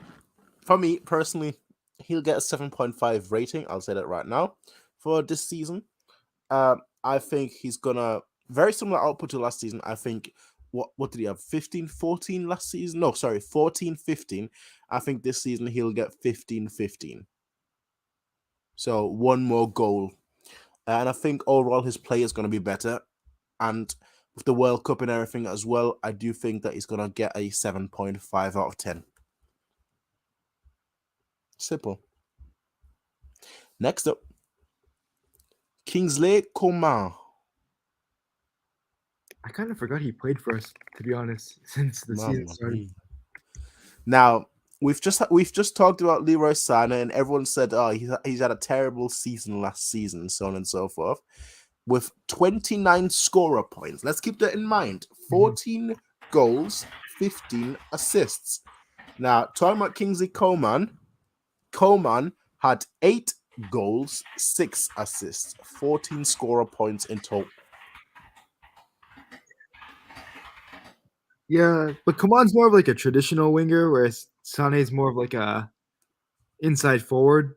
So I think Coman's gonna have less output, but generally he does play better. But the thing is with Coman is he does like the cross, right? And we don't have like a guy in the middle who can like really head the ball in anymore.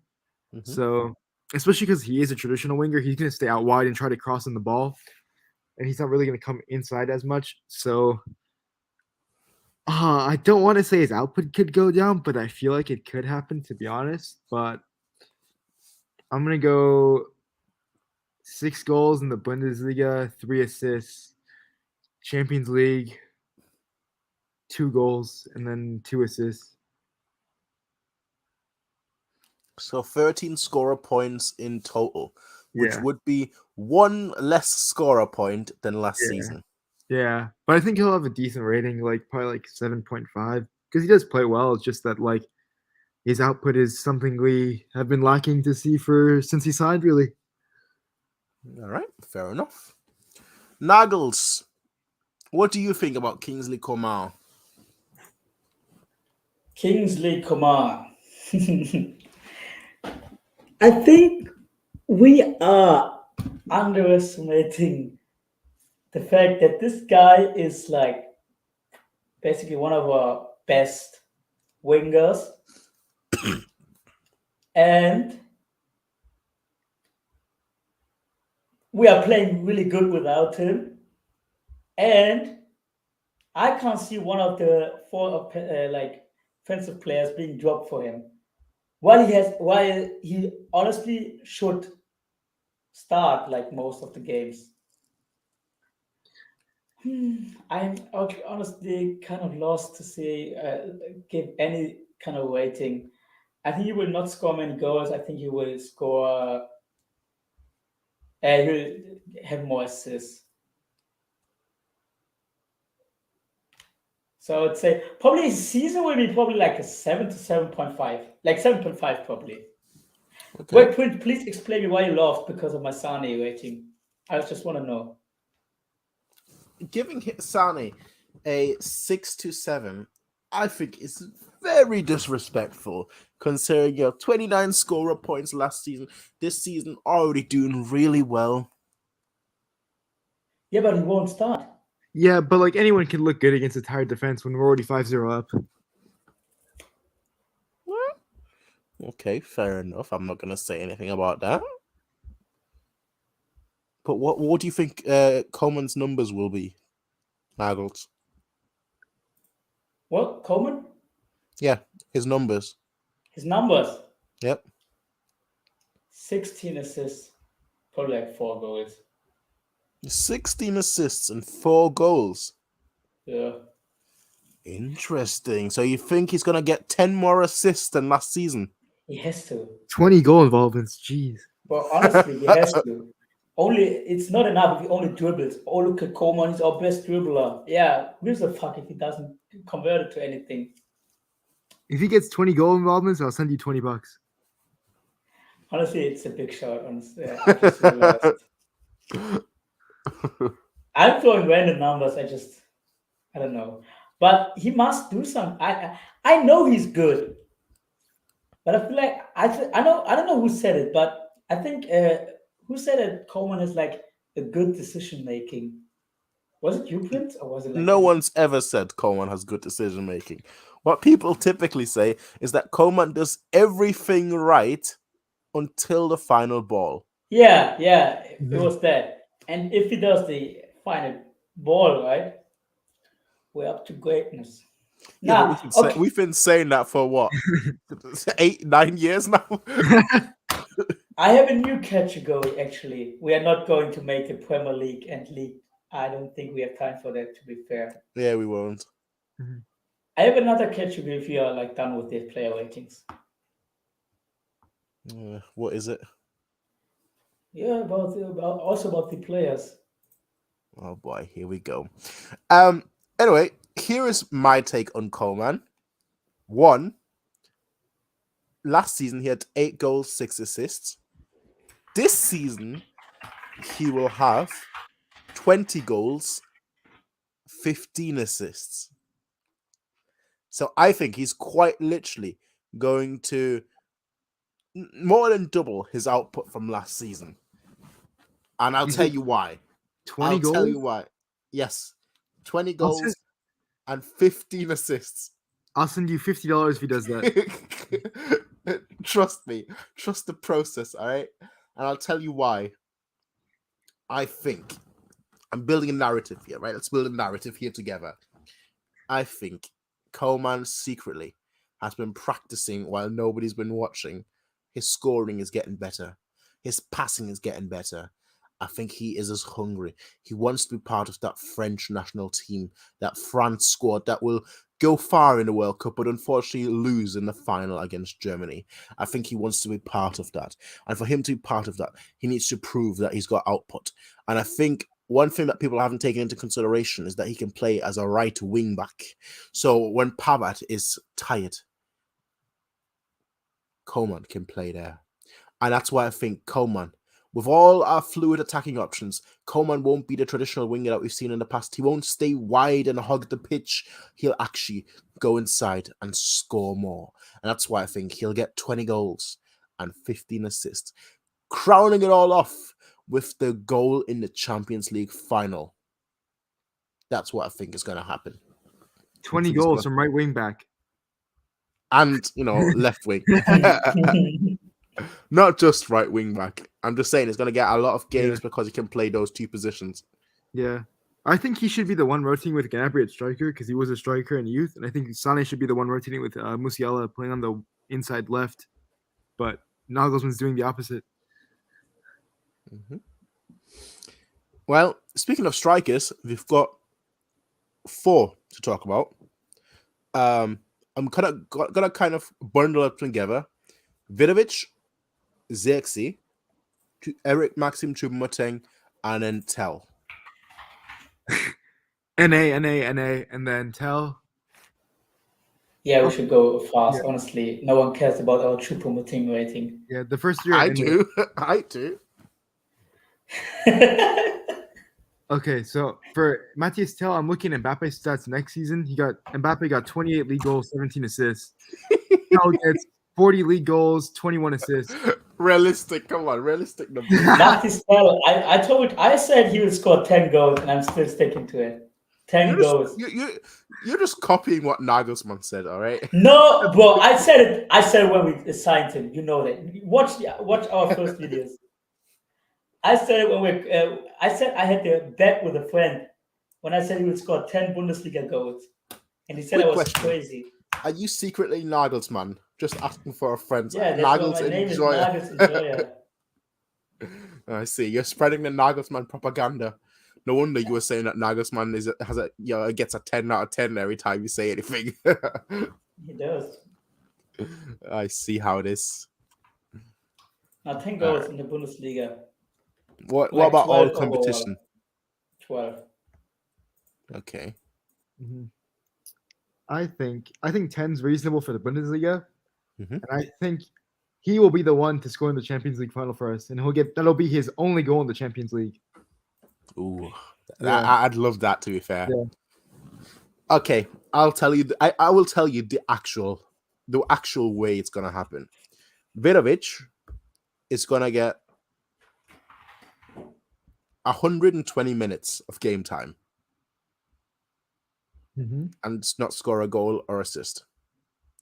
Zirkzee will probably get sold. Choupo-Moting will score 4 goals and get 3 assists. 2 of those assists come in the Champions League. Matthias Tell will get 12 goals in all competition and 2 assists. That's it. There's no Champions League final. There's nothing like that. Just 12 goals in all competition and 2 assists. That's what I think. Now, with that said, we're going to look back in this all in a year's time and see who was right and who was wrong. So the person that is the closest, will go $1,000. Not really. Not really. Wait, I have a new prediction. We gotta have a new prediction. Wait, we can't predict that. Still, I want to know, who do you think we will sell next season? Go ahead. From our players now, who do we sell? Sane, Goretzka. All right, hold up, buddy. Goretzka. Yep. The club is going to realize that he's going to be injured all season this season, and the club's going to say, you know what, we need to sell him. Let's get someone like Bischoff in or whatnot. So Sane, Goretzka. What about Lucas? I hate saying it, Nianzou. Actually, you know what? Nah, Nianzou stays. Lucas goes. I can see Lucas joining PSG or something, honestly. Bonassar. I think Stanisic will be sold, not loaned out. I think he's too old to be loaned out because he's going to be 23 by the end of next season. So I think he'll say, nah, just sell me rather than loan me out. And I think that will be it. Choupo-Moting. His contract expires next season. Sorry, end of this season. Yeah. I think out of all the big names, it's just going to be Sane and Lucas. Yeah, I think so too. Simple. But yeah, that is our predictions in terms of the players, how we think they'll do in the upcoming, in the current season. I keep saying upcoming season, but the season has already started. I am very excited for this season. I'm looking forward to it because obviously the World Cup is in the middle of the season. So I think if Bayern does well, that naturally bodes very well for Germany as well. Now, with that said, how are you two feeling in terms of time and in terms of exhaustion? Like, are you ready to go for more, or do you want to leave it there for today?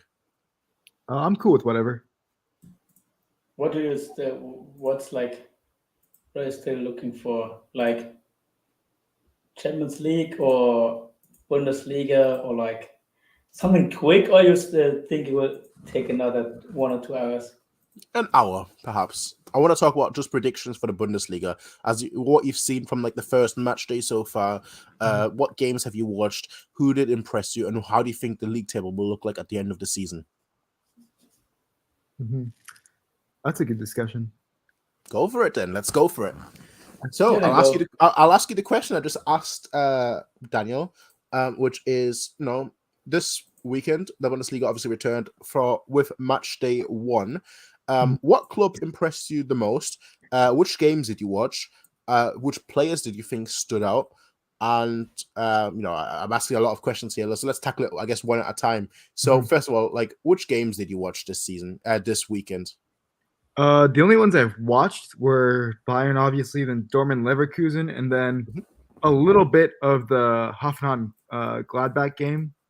Okay. Yeah, it was just those 3. I don't give a fuck about Leipzig, so I didn't watch their game. Yeah. Okay. What about you, Nigels and Joya? Which games did you watch? I watched every game but Leverkusen Dortmund second half. So yeah, I think I can say good amount to every team. Yeah. Okay, fair enough. For me personally, I'm just gonna have to have a very quick look because I've watched too much football this week, so it's difficult to keep track. Obviously, I watched our game versus Frankfurt. If we're just talking Bundesliga, I watched the Union Berlin versus Hertha Berlin game and the Gladbach versus Hoffenheim game. I thought that was very interesting. Then I also watched the second half of the Wolfsburg versus Werder Bremen game, which I found was very interesting, actually. And then, of course, I watched the Dortmund versus Leverkusen game, which I was watching for 3 players. I was looking out for 3 players, specifically Bellingham, Schlotterbeck, and Mukoko. And Schlotterbeck, my goodness, what a player. What a player. Then on Sunday, I watched the Leipzig versus Stuttgart game. And I caught a little bit of the Köln versus Schalke game, and I caught obviously the whole controversy that was happening in that game with blocking a goalkeeper's line of sight, so on and so forth.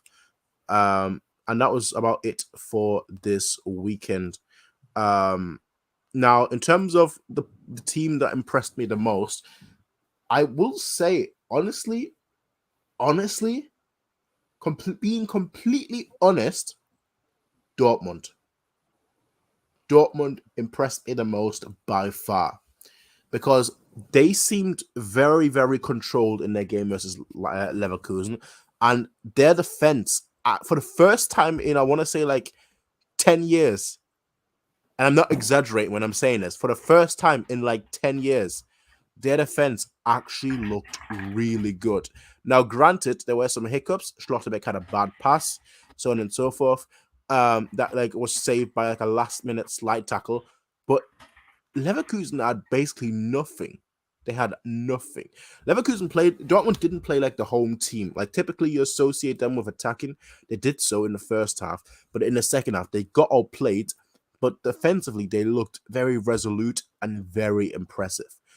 I know we all talk about Upamecano, and I know Kicker, for example, has Upamecano in their 11 of the their Bundesliga 11 of the week.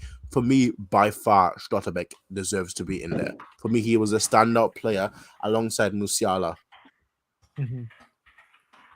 What do you all think? Who was your standout player? What team did impress you the most, so on and so forth?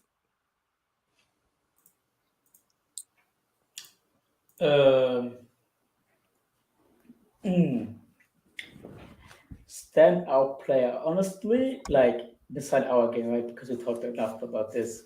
You can talk if you think that we are the standout player. Go for it. Yeah, we had Musiala was the man of the match day. Like it's not even close, but still, as I watched the other games as well, I think someone who will have his breakout season, and I saw it. The Leipzig Stuttgart game, right? Mm-hmm. Mm-hmm. Leipzig did dominate Stuttgart for like the first 20 minutes. And then they were like, I don't know why, but they couldn't find a shot on target, anything. They were like really bad. And then I think on the 16 or 17 minutes, someone came in and he completely changed the game. I know the statistics were they were like 9 shots on target. And after this guy came in, it was like 17-9. Not even close. No. Stuttgart had 2 shots on target throughout the whole game, and Leipzig had 9. Then it was only shots. You see that as well? Well, shots, Stuttgart had 11, Leipzig had 28. Yeah, but could you... Yeah, then I mean that. Honestly, it was like pretty close until Soboslai came in. This guy completely changed the game. He came in the 16th minute, and he honestly changed the game. From the 16th minute on, Stuttgart were only trying to defend. And I think this guy will have his breakout season. I rate him anyway. I think he's a good player. I honestly always thought, why would he not show it already at Leipzig? But I think this is his season. I do like him. And other players that stood out... Schalke were unlucky though, but I still think they're not that good. Schalke. Yeah, Union Berlin were looking quite good, but they were playing Hertha, so I don't know how to rate that. Wolfsburg disappointed me. Bremen played well. Gladbach might be back, but they had luck with the red card. But it was not like a particular player who impressed me, honestly, besides Musiala. Okay, fair enough. What about you, Daniel? Yeah, I was gonna say Schlotterbeck impressed me a lot. Like, I was a bit sad we didn't go for him, but we got a better defender anyways, so I'm not too sad. But I thought he had a pretty good game overall. The Gladbach-Hoffenheim game, I actually really like watching that one because I always like seeing what Gladbach do because they're really 50-50. Like, they'll just stump Bayern and then they'll do nothing the rest of the season. But, yeah, I like watching them play. Like, Marcus Thuram was pretty good the whole game. I like watching him. I don't think he's going to stay at Gladbach for too long. Elvedi was pretty good too. Elvedi's a good defender too. I've liked watching him for Gladbach. Freiburg also, like, I only looked at the result and the highlights, but I like how they play. They do pretty well, especially like Grifo. He's a pretty top player too. Like, he's one of the better players outside the top 5, 6 in the Bundesliga. He's up there for one of the top players. But the two teams that disappointed me the most for sure were like Leipzig and Schalke. Leipzig, I think you have to start off with a win if you want to be taken seriously for the title race, and Bayern's obviously going to win it, so there's no doubt there. It just would have been interesting if like Leipzig could have shown up more. And Schalke are complete shit. They're going down again. Their starting 11 sucks. They play terribly. 3-1 loss right away is bad. They're going to go down. Then Leverkusen too. They're nothing without Wirtz, to be honest. Like, they were poor, and I don't see them like having that good of a season. Okay, very harsh words, but interesting. In regards to that question by Milan Gasic, do you think that Union Berlin will get into the Champions League spot? I feel they can. My answer to this is, I think it was 2 seasons ago when they were like relatively close to it, and I think that was the best shot. And I think with all the talent there is in just the Berlin area, they really should have like a young youth squad, from their own academy that could maybe make it into the European places. But I think the Champions League spots are just too difficult to get into. There's like a certain hierarchy in the Bundesliga, and I don't think they can break into that, if I'm being honest. I don't know if anyone here has a different opinion to that. I have no different opinion. I think the top 4 is set. It's pretty hard to breach that. And I don't think Union Berlin has the club. I think if they get to the Europa League, it's already a good achievement for them. And I think that's maybe in like 2 or 3 years, if they continue to like qualify for the Europa League and be like they're already a decent club, but with that, how I mean that, like, they're like a club with like more ambitions and spend more money and stuff.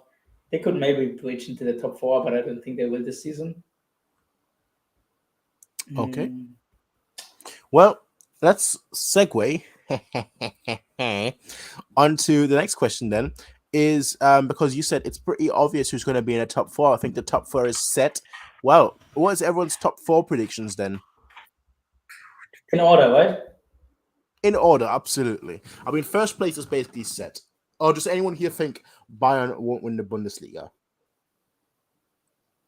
Nobody thinks that. Okay. So, first place is set.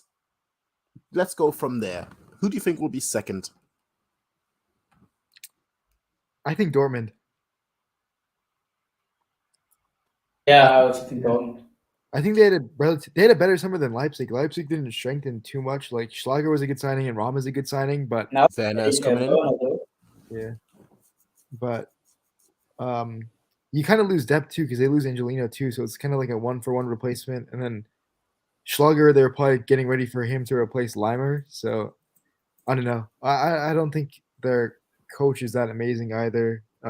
Tedesco, I don't think he's that good. So I don't think they'll get second. Just saying, but when both Nagelsmann and Tedesco were at the coaching academy, Tedesco got higher marks than Nagelsmann. Just saying. Yeah, but one coached Bayern and the other one slightly overperformed with Schalke. All right. Slightly, he got second with Schalke. That was crazy. He got second? He got second with Schalke that season, and although they were Leipzig and Dortmund and anyone else. Oh, he's decent then. Yeah. No, but I don't remember that in the slightest, but okay. I trust you. Yeah. Wait, I'll Google it.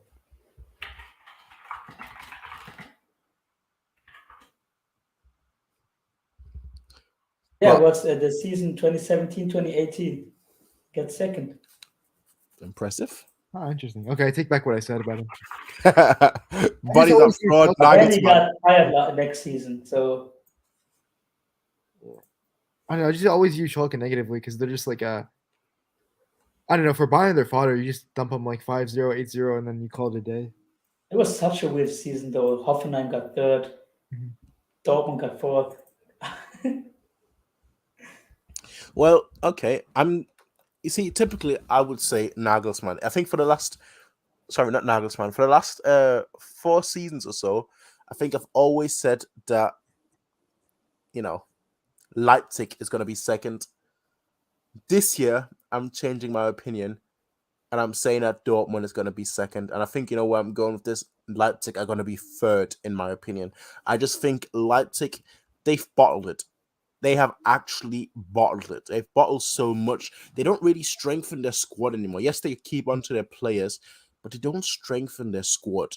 And I feel like they were my only hope for a challenger in the Bundesliga, and they're not being that, which is why I've given up. I don't give them that respect anymore, where I expect them to be second. They have to earn that respect now. They bottled the Europa League as well, and Frankfurt of all teams won it. So for me, Leipzig right now, they're a banter team. They're on the same level as Leverkusen right now. They are irrelevant in my eyes. So for me, Dortmund second, Leipzig third, and I've already mentioned them, but Leverkusen for me fourth. Yeah, I think I agree with that because I think with Leipzig, what I wish they did is what Newcastle do. They go for like good players, top signings that are a little bit under the radar, like Botman and Guimaraes. I wish that was the type of stuff Leipzig was doing, but they don't do that shit for whatever reason. And then for me, I was debating fourth between Frankfurt and Leverkusen, but the way Frankfurt lost to Bayern, I think it could kind of derail their start to the season. And I think when Wirtz comes back from injury, he's going to propel Leverkusen to fourth. But I think it'll be close between Leverkusen and Frankfurt. Okay. No, I don't think it was business with the top 4. I think like they're a bit overrated. And I'm not saying it because honestly, you can never judge a team on their performance against us because we are miles ahead. And I don't want to sound arrogant or anything, but it's just just facts. But I think they're like the top 4 set, and I think Wolfsburg will be 5th. But that's another topic. So Milan Gasic and Sicher nicht both asked a question. 2 different teams, but it's the same question. Just change a little bit. So the first one was Union Berlin. Do we think they can make it in the Champions League? And then the second one is Gladbach. Can they make it in the Europa League? Yeah, the Union Berlin thing we just already talked about, but the Gladbach thing, I mean, honestly, after top 4, I think there's a huge gap, and then I think there's no a team which is set to be 5th or 6th. Okay. I think it's a race between Gladbach, Wolfsburg, Freiburg, Hoffenheim. I think these well, are I guess a good way of going about it actually to make it easier for people. Give me your top 10 predictions, and then give me the teams that you think will be in a relegation battle. I'm not going to ask you to give me a whole league prediction, but give me your top 10 and then your relegation candidates, basically. Okay. Let me write this down so I can think of it well. Yep. I'll give you all some time to think while I also have a look at the Bundesliga, not tables, so to speak, but rather the teams, just so I know who my top 10 will be roughly.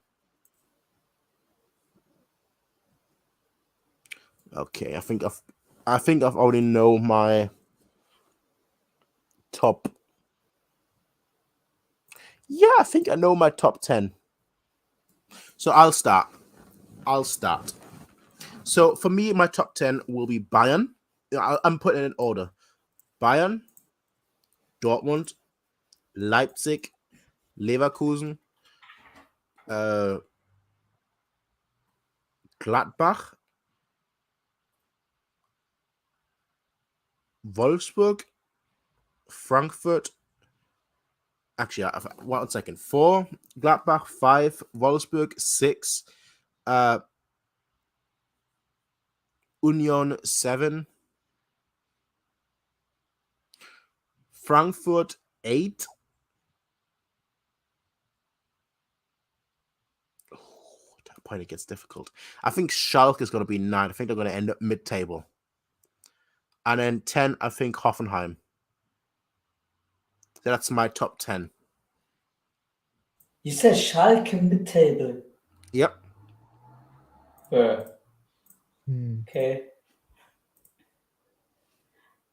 My top 10: Bayern, Dortmund, Leipzig, Leverkusen, Wolfsburg, Frankfurt, Gladbach, Hoffenheim, Union Berlin, Freiburg. Pretty much this. Okay. My top 10 is Bayern, Dortmund, Leipzig, Leverkusen, Frankfurt, Wolfsburg, Freiburg, Union, Gladbach, Hoffenheim. Okay. Interesting.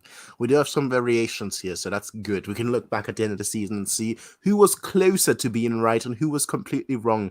What Schalke be relegated? But speaking of relegation, who do we think will be relegated? Schalke is easy. They're going down. Ooh. Yeah. Really? Yeah, I think they're easy going down. I think Hertha is going down too. I say Augsburg relegation, so the playoff game, they'll play the playoffs. So 16th, Augsburg? Yeah, 17 Schalke, 18 Bochum. I can't see Schalke staying in. Their team is ass. Hertha at least has they're doing some signings now. They have some kind of money, but Schalke. Well, for me, 16th place goes to Bochum, 17 Augsburg, 18 Hertha. That's but you've got Werder Bremen. Yeah, Werder Bremen is 15th for me. They would fight for relegation as well. Yeah, it's going to be difficult. I think the relegation battle is going to be a lot more fun. Well, it always is a lot more fun than the title race. Let's be honest here. The title race was over before the season even began, unfortunately. Wow. Yeah. So depressing to say that, but yeah. There's only one league that, from the top 5 leagues where there is an actual title race, and that's Serie A. Yeah.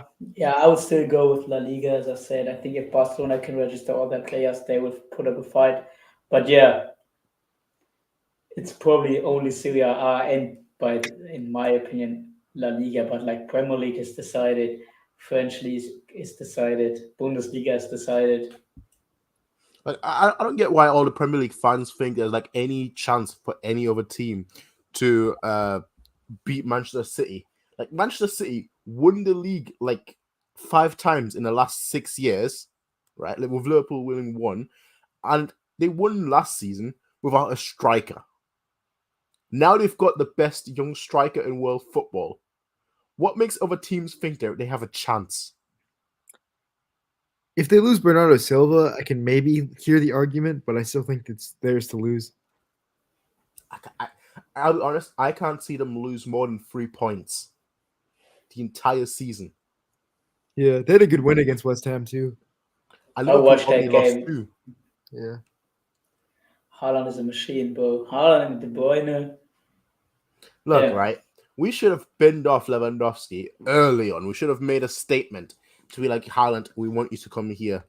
But we were so careful about, we don't want to hurt his feelings, so on and so forth. We should have binned him and gone for all out, 200 million, put it on the table. Honestly, if we said to Haaland, yeah, we already decided to bin Lewandowski, he would have come. I think he would have went to the Premier League anyways. Maybe. I think his career path, I'm pretty sure with the Raiola agency, they already laid down his career path. I'm pretty sure all this is set. They know exactly. Yeah, but Bayern was, in a way, I think Raiola likes Bayern. Well, he liked. Yeah. Past tense. But yeah. just my thoughts on all the leagues and how all of them will go down. Now, a few questions. One, who will be the Bundesliga goal scorer of the season? So who will get the most goals in the Bundesliga? Sadio Mane. Wait, I said Gnabry a while ago, right? No, I thought Gnabry will be the Champions League goal scorer. He I will thought you get said the Bundesliga. No. I said Champions League. I said 30 goals, and he will score. He will be the Champions League goal scorer. Okay, what about the Bundesliga? It was the Nkunku. Why are you laughing? Good one. Nah, it's either Nkunku or Werner. No, good. Okay, come on now. No, Come on. Werner, no shot. No shot. Okay, I will bet This Werner will how score much? at least 15 goals this season. Who do you think scores more? Who scores more, Mane or Werner?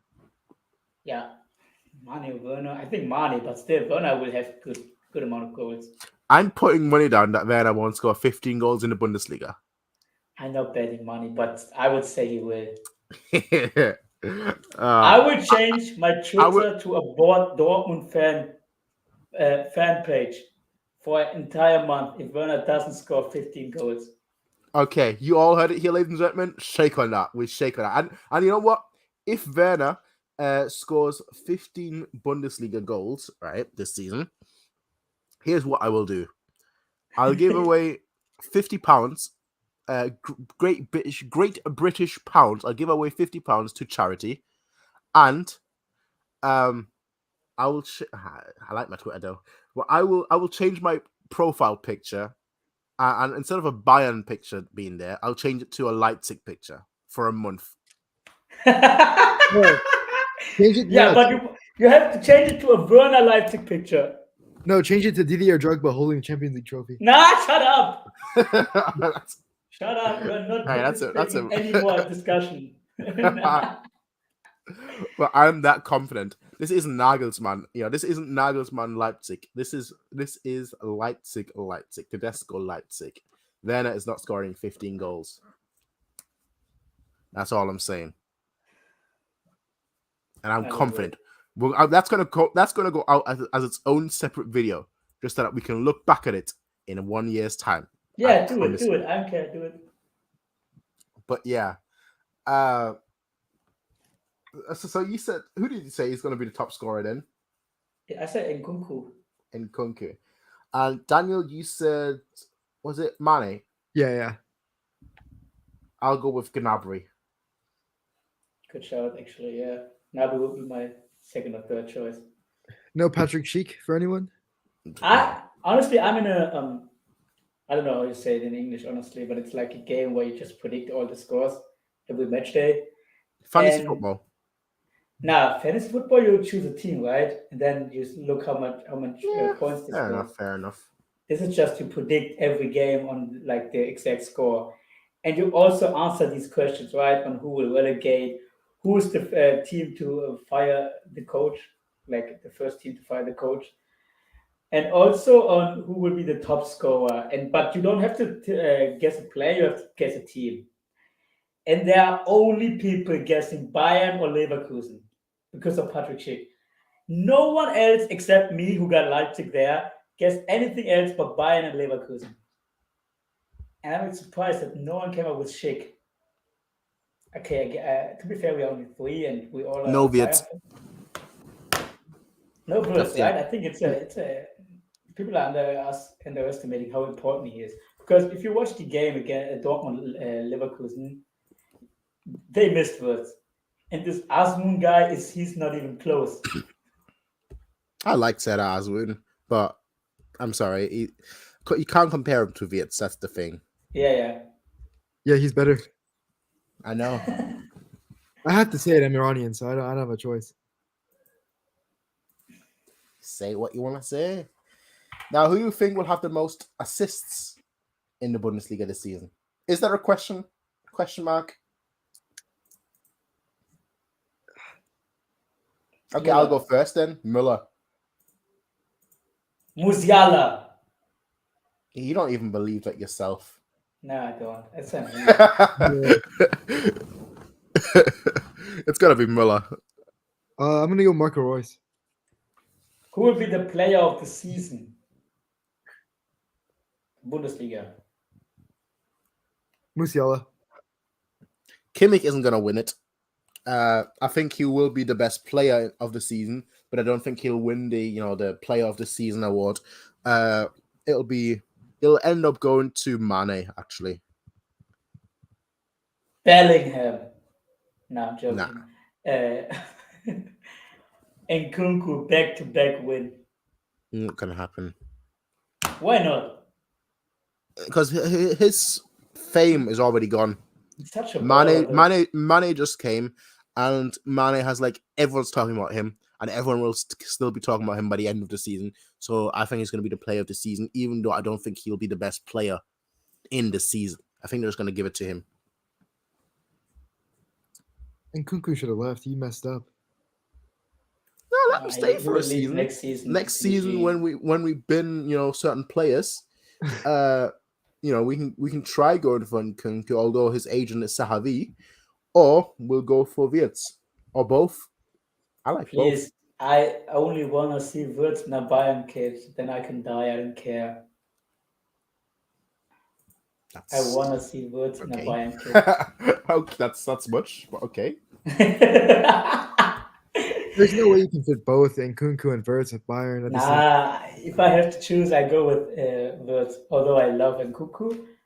Imagine this formation we're playing right now: Musiala, the left central attack midfield thingy, and Wirtz on the right, where Müller plays now. We are set for 10 years. I think that's how it's going to be. I think. Oh, absolutely. Yeah, we have to solid striker. I think he got. I honestly believe Wirtz got told, "You are our Müller replacement. You are not going anywhere. You are staying in Leverkusen until we have the money for that, or until we are ready for you." Like, yeah, as I said before, Wirtz to Bayern. It's not a matter of if; it's a matter of when. I really hope you're right. Okay, who will be the flop of the season then? Out of all players? Yep. Timo Werner. No, you have zero ball knowledge. I'm saying. No, where does he play? Come on, he's not playing? No shot. You're saying they signed him without the only reason he joins Leipzig is because he wants to play for the World Cup. It was a panic buy. Not a panic buy. They don't need to. They wanted him. They would have got him in the beginning. He's not outscoring Nkunku. They bought him. I don't think. Nah, he's a dead player. He's finished dead little player. He's not. No. He's scored 15 goals. Not just a dead player, but a dead little player. My goodness. Look, I think my thoughts on Werner are very clear, so I'm not even going to mention him because I don't think he's that great. Flop of the season will be Daniel Mahn. Well, when you say flop of the season, here's the thing that you have to take into consideration. Though. Like he was already a flop, yeah. People that have, things that a player that people expect something from.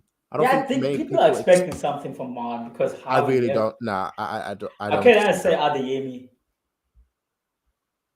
Didn't he score? Well, he. Oh, kind of. No, kind of. Yeah. Royce's goal. Royce got the goal. Yeah. You think Royce would have succeeded at Bayern? No. I'm pretty sure Lamin Bashchi said he didn't have the mentality. He would have gotten that mentality at Bayern, I believe. Well, considering how Götze turned out, I'll say no. Because Götze was 5 times the player that Royce was. Yeah, probably you're right. For me, what I will say is flop of the season.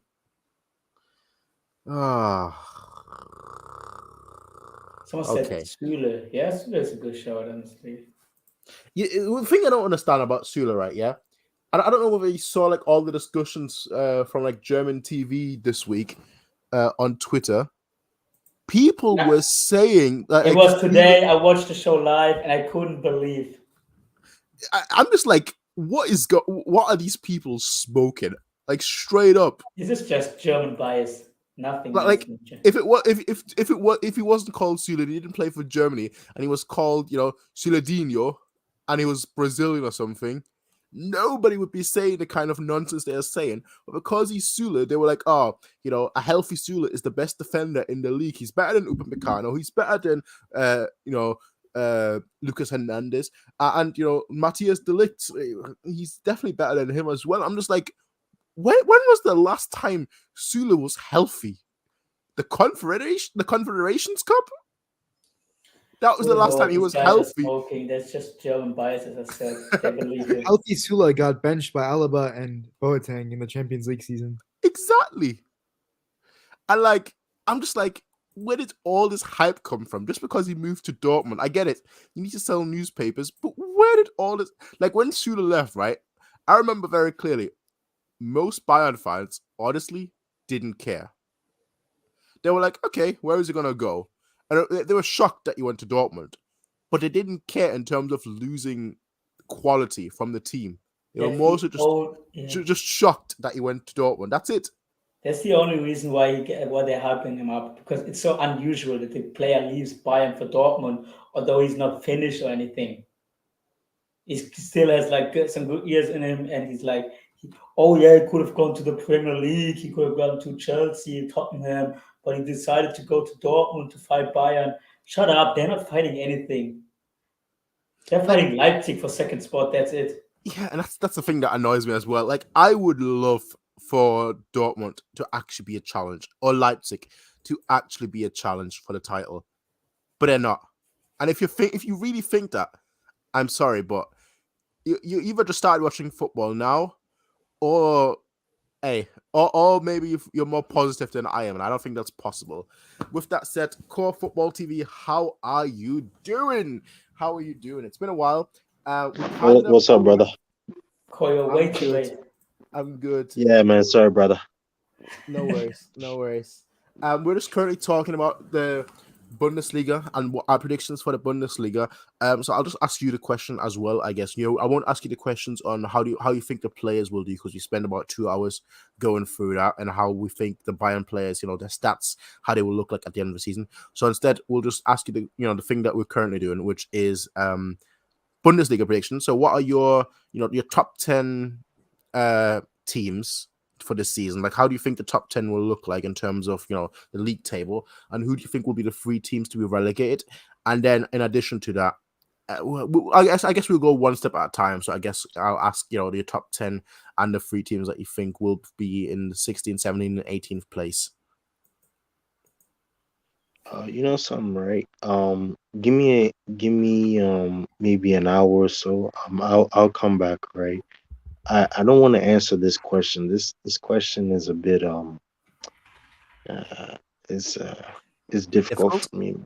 Yeah, Yep. it's No worries. I don't like this question. I don't like predictions in general. I'll be honest with you. I'll let everybody know this. I hate predictions. I hate predictions. The reason why I say I hate predictions is I remember when I believe there was a game, especially against Villarreal last season. I was sure second leg that at least we come out in that first leg with at least like a 2-1 or something like that, And all of a sudden we lost 1-0. And the second leg I was so confident, and that one too we drew actually, and we got out of the group. So I don't like predictions. Predictions are very, very tricky. It can go against you, it can go for you. That's my problem. It's like what it reminds me of is like it's like kind of like lottery. It's either it goes in or it goes out. That's my problem with predictions, So but if there's any other question, like for example, just the Frankfurt game, I can talk about that if you want me to. Sure. What were your thoughts on the Frankfurt game then? I mean, we already talked about that at the beginning of the stream. So I mean, we can talk about that quickly. personally, I didn't watch the game, but what I saw was when I saw the highlights and so forth is um the players and the team in general still lack a DM. You know what I'm saying? We lack a DM. We lack a DM who's gonna press forward and actually try to win back the ball. Um, it's so easy to bypass that midfield. I keep saying it time and time. We cannot afford, especially this window, to not go and get what's call it a DM. Like we have to get a DM. I think it's very imperative because if we go into this season without at least a DM, I think we're gonna struggle in the later half. Secondly, why are we starting so early?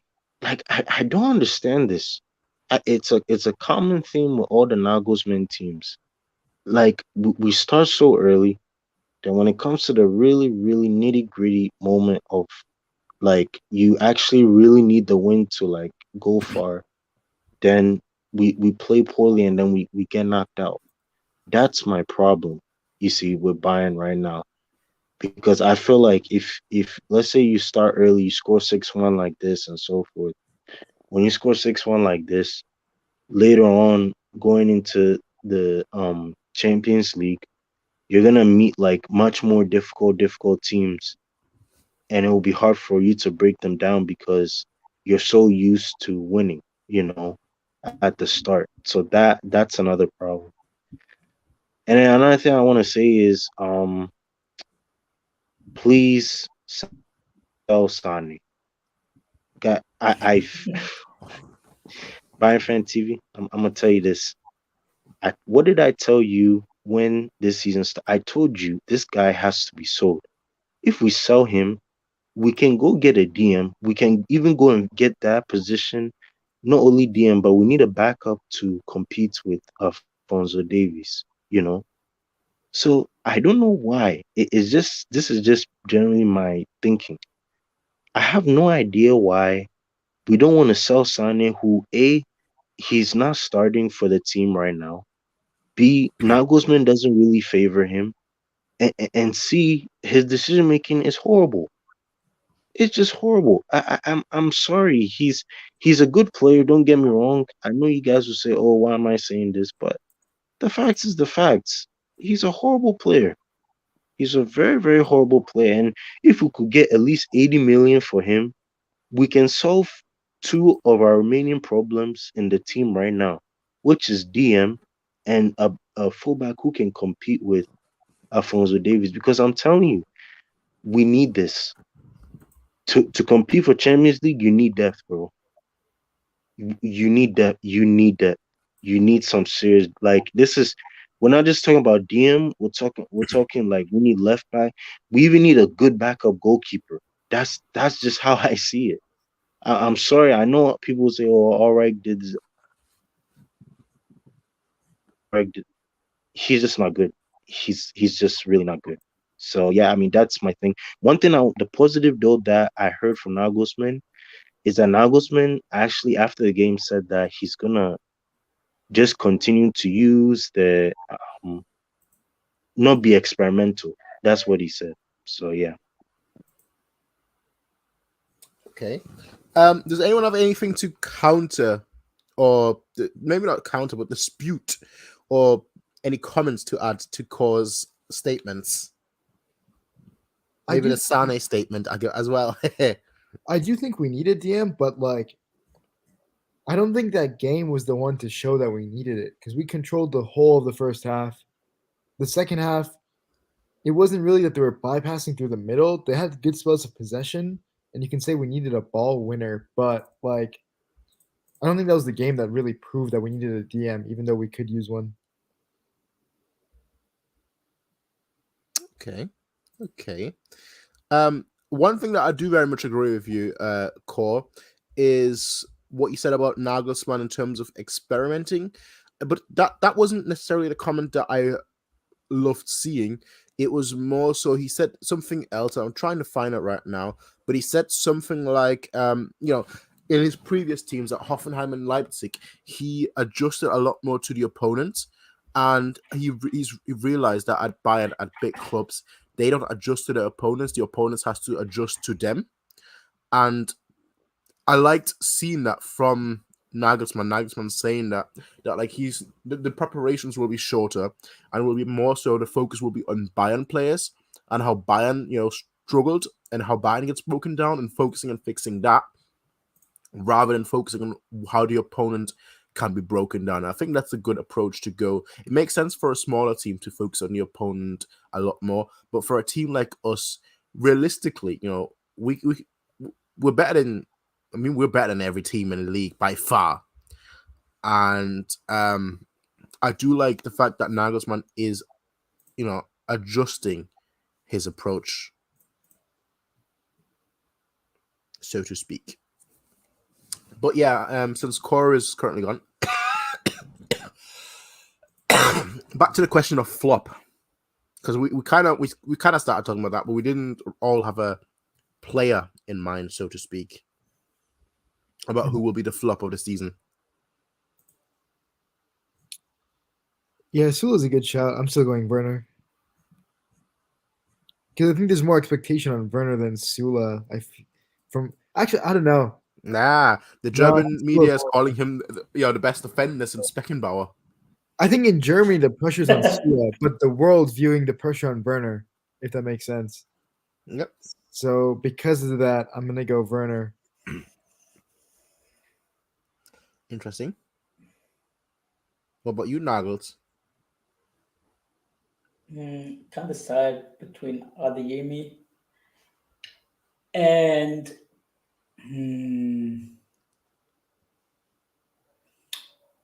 I don't know. Honestly, it's hard to say because you tend to say it about a top 4 player, right? Because others don't have like these type of expectations. Okay, well, I'll tell you who I think immediately. Nkunku. Nah, bro. Yes, bro. Did you see the game? Yes. He showed already that he's one of the best. Nah, he'll play well until the World Cup, get into the squad, but won't play a single minute for them. And then after that, his form will completely. He will start at the World Cup. Over who? They'll play triple attack with Benzema, Mbappe, and Nkunku. No. Yeah, that's what I think. Nah. Who will play above Nkunku? Tell. I fair you, right? Nah, okay, for serious though, who will play? No, I'm being serious. Tell. I'm not joking here. I mean, absolutely 100% serious. You are telling me Tell gets nominated for the World Cup in 2 months? Yes. And will start? Yes. I'm not laughing. I'm being 100% serious here. That's not even his position, though. Dembele. Behind the strikers? No, not behind the strikers. 4-3-3. Yeah, in a 4-3-3. Yeah. Don't they keep practicing with 3-5-2 though? I also think they play 3-5-2 or anything. What like 2 strikers, 1 behind, and the 1 behind will be either Mbappe or Nkunku. The front 3 will be Diaby, Mbappe, Benzema. With Dembele and Tell as well in the squad. And Giroud. Oh, do you know who's a good flop of the year candidate? Götze. Oh yeah. I liked what I saw from him at PSV, and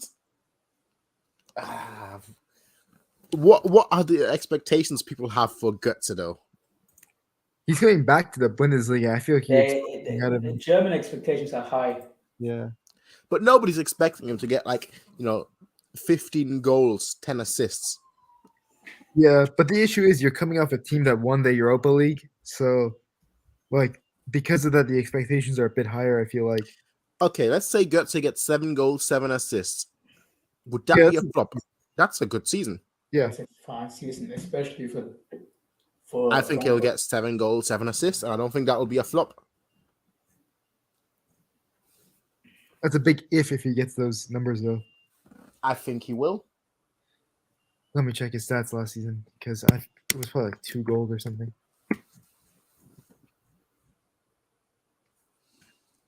And while you're at it, while you're checking Götze stats at PSV, just check Gakpo stats at PSV as well. Just saying, wink, wink, nudge, nudge. So Götze played 30 games pretty much last season for them in the league. 4 goals, 4 assists, and you think he's going to do 7 and 7? Yes. No shot. Yes. It's going to be like 2 and 2. Nah, I would do more than that. Nah, he's going to start like 90% of the games for Frankfurt. So I can't see 2 and 2. 7-7. Not only that, he has a better team and stuff, and he has Kolo Muani. Yeah, but think about how poor the Eredivisie is after like Ajax, PSV, Heerenveen, and then the Twente. Like after that, it's just awful. And this guy couldn't get more than 4 and 4 in the PSV team with Gakpo and all these other guys. Gakpo's just different. Just built different. All right? Götze can't replicate that. I'm saying that as someone that used to rep Götze, but Götze can't replicate that. Götze is the old news. Gakpo the new news. Trust me on that. 7-7. Easy. And 7 own goals to put it in there as well. So it's 7-7-7. Slot machine. Roulette. Jackpot. Anyway, I think for me, I'm done. Shit, And- it's a good show. Look, right, if we do sell Sane, and I'm not saying we will this season or next season, but if we do sell Sane next season and Gakpo is still at PSV, even with Gakpo's injury record, Bayern needs to put a 50 million bid in for Gakpo and call it a day. Gakpo's going to Leeds.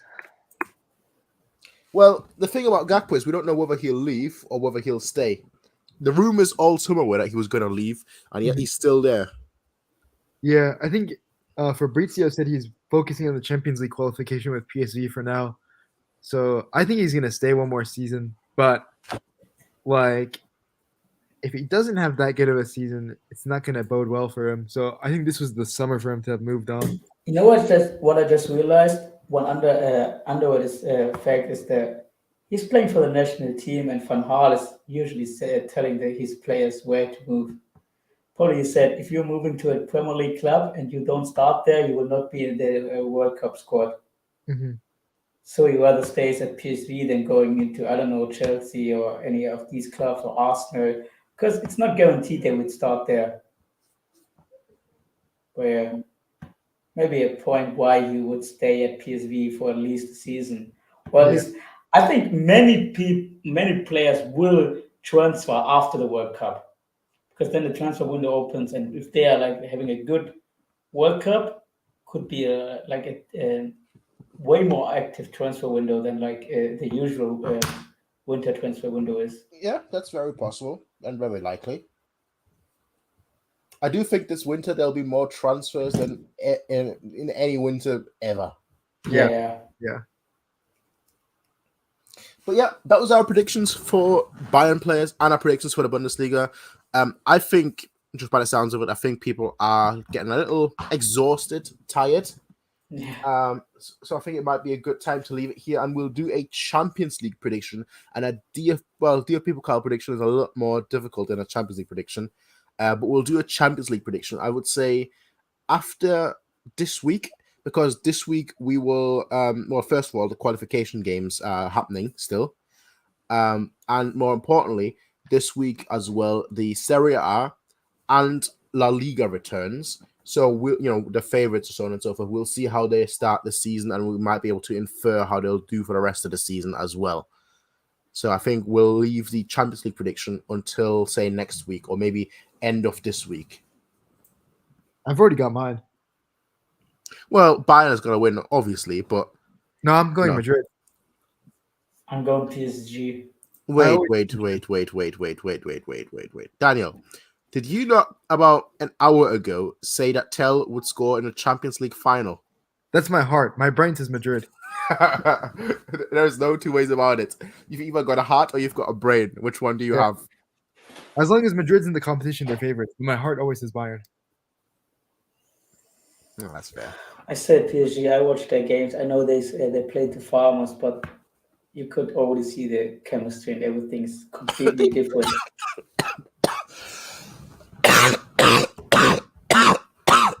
I'm dying. They played Claremont 63. That's not even a team. That's a Pokemon name, all right? Yeah, you're right. But still, talking about the chemistry and Mbappe wasn't even playing. Like their best player wasn't even on the pitch. Here's what you got to take it. No, best player is Neymar by far. But here's what you got to take into consideration, right? Neymar will get injured. Mbappe last season played only half the games. He got injured basically half the time. And Messi is 50 years old. Messi's bicycle kick was fine, though. That was not a bicycle kick. That was basically just him falling to the ground by accident. Yeah, I know. People are comparing to Ronaldo's goal. I was laughing. Or to Lewandowski's goal against Kiev. Do you know what ESPN FC said? They showed a picture of Messi's quote-unquote bicycle kick, and they said, what a goal, or whatever the fuck. They showed Ronaldo's a few years ago, and they said, did he do this on purpose? Yeah, I know. I saw that. Yeah. Honestly, Messi propaganda is unreal. You also see the Lewandowski propaganda right now. It's everywhere, the Lewandowski It's propaganda. everywhere. Oh, one Ajax account is so shameless. The This European one, I know what you're talking about. The Yeah, European yeah. lad. He's so shameless. He's so shameless. I don't want to talk about it as much, but honestly, I never liked this guy. I follow him anyway because I don't know. I think he still like has some news and stuff, but like I think I followed him because of Gravenberg and Mazraoui when we were linked to them. And but you're right. This guy sometimes he has like very weird takes, especially regarding Lewandowski. Honestly, yeah, go ahead. No, go on. I just want to say, I know Lewandowski has a bad like stint at last stint at Bayern, and I think it's common. Like we don't like this guy anymore, but seeing the propaganda he gets, comparing it to the PR he was getting from when he was playing for us, just makes me so angry. He is not better than he was when he was playing for us, and now he's a brilliant. He's the complete striker. The best striker since Van Boston. This guy's brilliant. Look at him. He's complete. Boston, I could challenge for any title with him. Bro, shut up. When he was playing with us, he was the Farmers League merchant. Only scoring against Bielefeld. And now he's the complete striker. Barca has been missing. Yeah, come on, shut up. All right, two things. One, my throat is killing me. But here's the real two things, right? One, people care way too much what other people say. That's the first thing, right? I find it hilarious. I find it funny. I don't really care what random Tom, Dick, and Harry on Twitter says. Just because they've got 100,000 followers doesn't mean much. I could have 100,000 followers today if I kept posting stats like I did at the beginning when I was trying to farm followers. And it worked. I got 1,000 like a week. It worked. But then I was like, man, I'm just farming these followers, all right? There's no point doing it. Just posting stats is the easiest. Posting stats and news is the easiest way to get followers on Twitter. Honestly, it's a cheat code, all right? But I don't care how big an account is. Who I care about more is the people that actually understand football and what they think. Because they might see something that I don't, and that's to me the interesting part. So I really don't care what random Tom, Dick, and Harry says about a player. Don't care. But the second thing is, Lewandowski wanted his propaganda. He wanted it. He wants to win the Ballon d'Or. He's not going to win it this year. Like, even with all that propaganda, he's not going to win it this year. Benzema exists. This year is not possible. He knows that. Benzema exists. And the thing is, Lewandowski's not going Barcelona fans will realize very quickly that Lewandowski's not going to win the Champions League. That's not even a deal. And he's not going to win La Liga. So his only shot really is his best shot, and that's crazy saying that's his best shot, but his best shot is is winning the World Cup with Poland. Come on. That's his best shot. They can easily win the league if Real Madrid struggles for any reason. Yeah. No, Real Madrid has already wrapped the league up before it even started. Nah. But like his best shot is winning the World Cup. I would bet, and he's not doing that, right? Okay. So like, Prince, Barcelona wins the league. You were putting a Lewandowski profile picture. And if not, I don't care. Tell me what profile picture I should make. But I'm telling you, they will win They will win La Liga. They won't even get close. They can't even register their player. They'll get bankrupt and they'll be league free next season. They're already losing match day 1 to the Spanish Federation. La Liga would be dumb not to accept them. It's just Frankie de Jong 1, Barcelona 0. Barca is such a disgusting club. What they do to Frankie de Jong, they're gonna take him to court. That's disgusting. I used to like Barcelona a lot when I was younger. I used to be like, oh, Mesquite club. The club is actually very sympathetic. You know, actually quite a nice club. You know, doing pretty well. I love their football. You know, the whole UNICEF thing as well. And now I'm just like, man, this club is disgusting. Like disgusting. I know Bayern has its fault. I know they do, right? Bernat, the way he was treated was not very nice. I get that. Saar right now, I mean, we're not publicly doing anything, but like, come on, also not very nice. But Mesquite on club, more like Mesquite on syndicate. That's really what it is. Just a bunch of crooks. It's just all top to bottom shamelessness. It's so bad. I hope they go bankrupt. They deserve it more than anyone else. I'd love it if they can't register their players. Imagine Lewandowski like just begging to come back to Bayern. And Bayern be like, nope. What I really hope happens is somehow De Jong gets out of this contract for free and we just swoop him up. Now, I don't want him to get out of his contract. I want him to stay at Barcelona and them not being able to register their players. I think that would be poetic justice. Yeah. What happens if he actually gets out of his contract? Do you think we will be in him or on him then? I think we must be, right? Nagelsmann loves him. Wouldn't it be dumb not to get him if he was actually a free player, a free agent? Yeah, I mean, we got Agent De Ligt, and Nagelsmann wants him, so I think we would get him. And he wants to join us. Yeah. I don't know. I don't want him to move, so that's why I don't want Bayern to be in for him. Because I don't want him to move. I want that club to go bankrupt for all the shady shit that they're pulling. So I'd much rather see us suffer this season, but see that club go bankrupt. Than us get him. Because what I want is he stays this season, just completely fucks them from behind, and then we get him in verse next summer. Exactly. Yeah. Exactly. I'm petty. Petty. So that's what I would like as well. But we'll see how the season pans out. With that said, does anyone have any final words before we wrap it up at exactly 3 hours? I think I've said all I need to, yeah. I've said everything. Well, I'll say a few words here then. So, ladies and gentlemen, if you're watching this later on, I just want to say this for starters.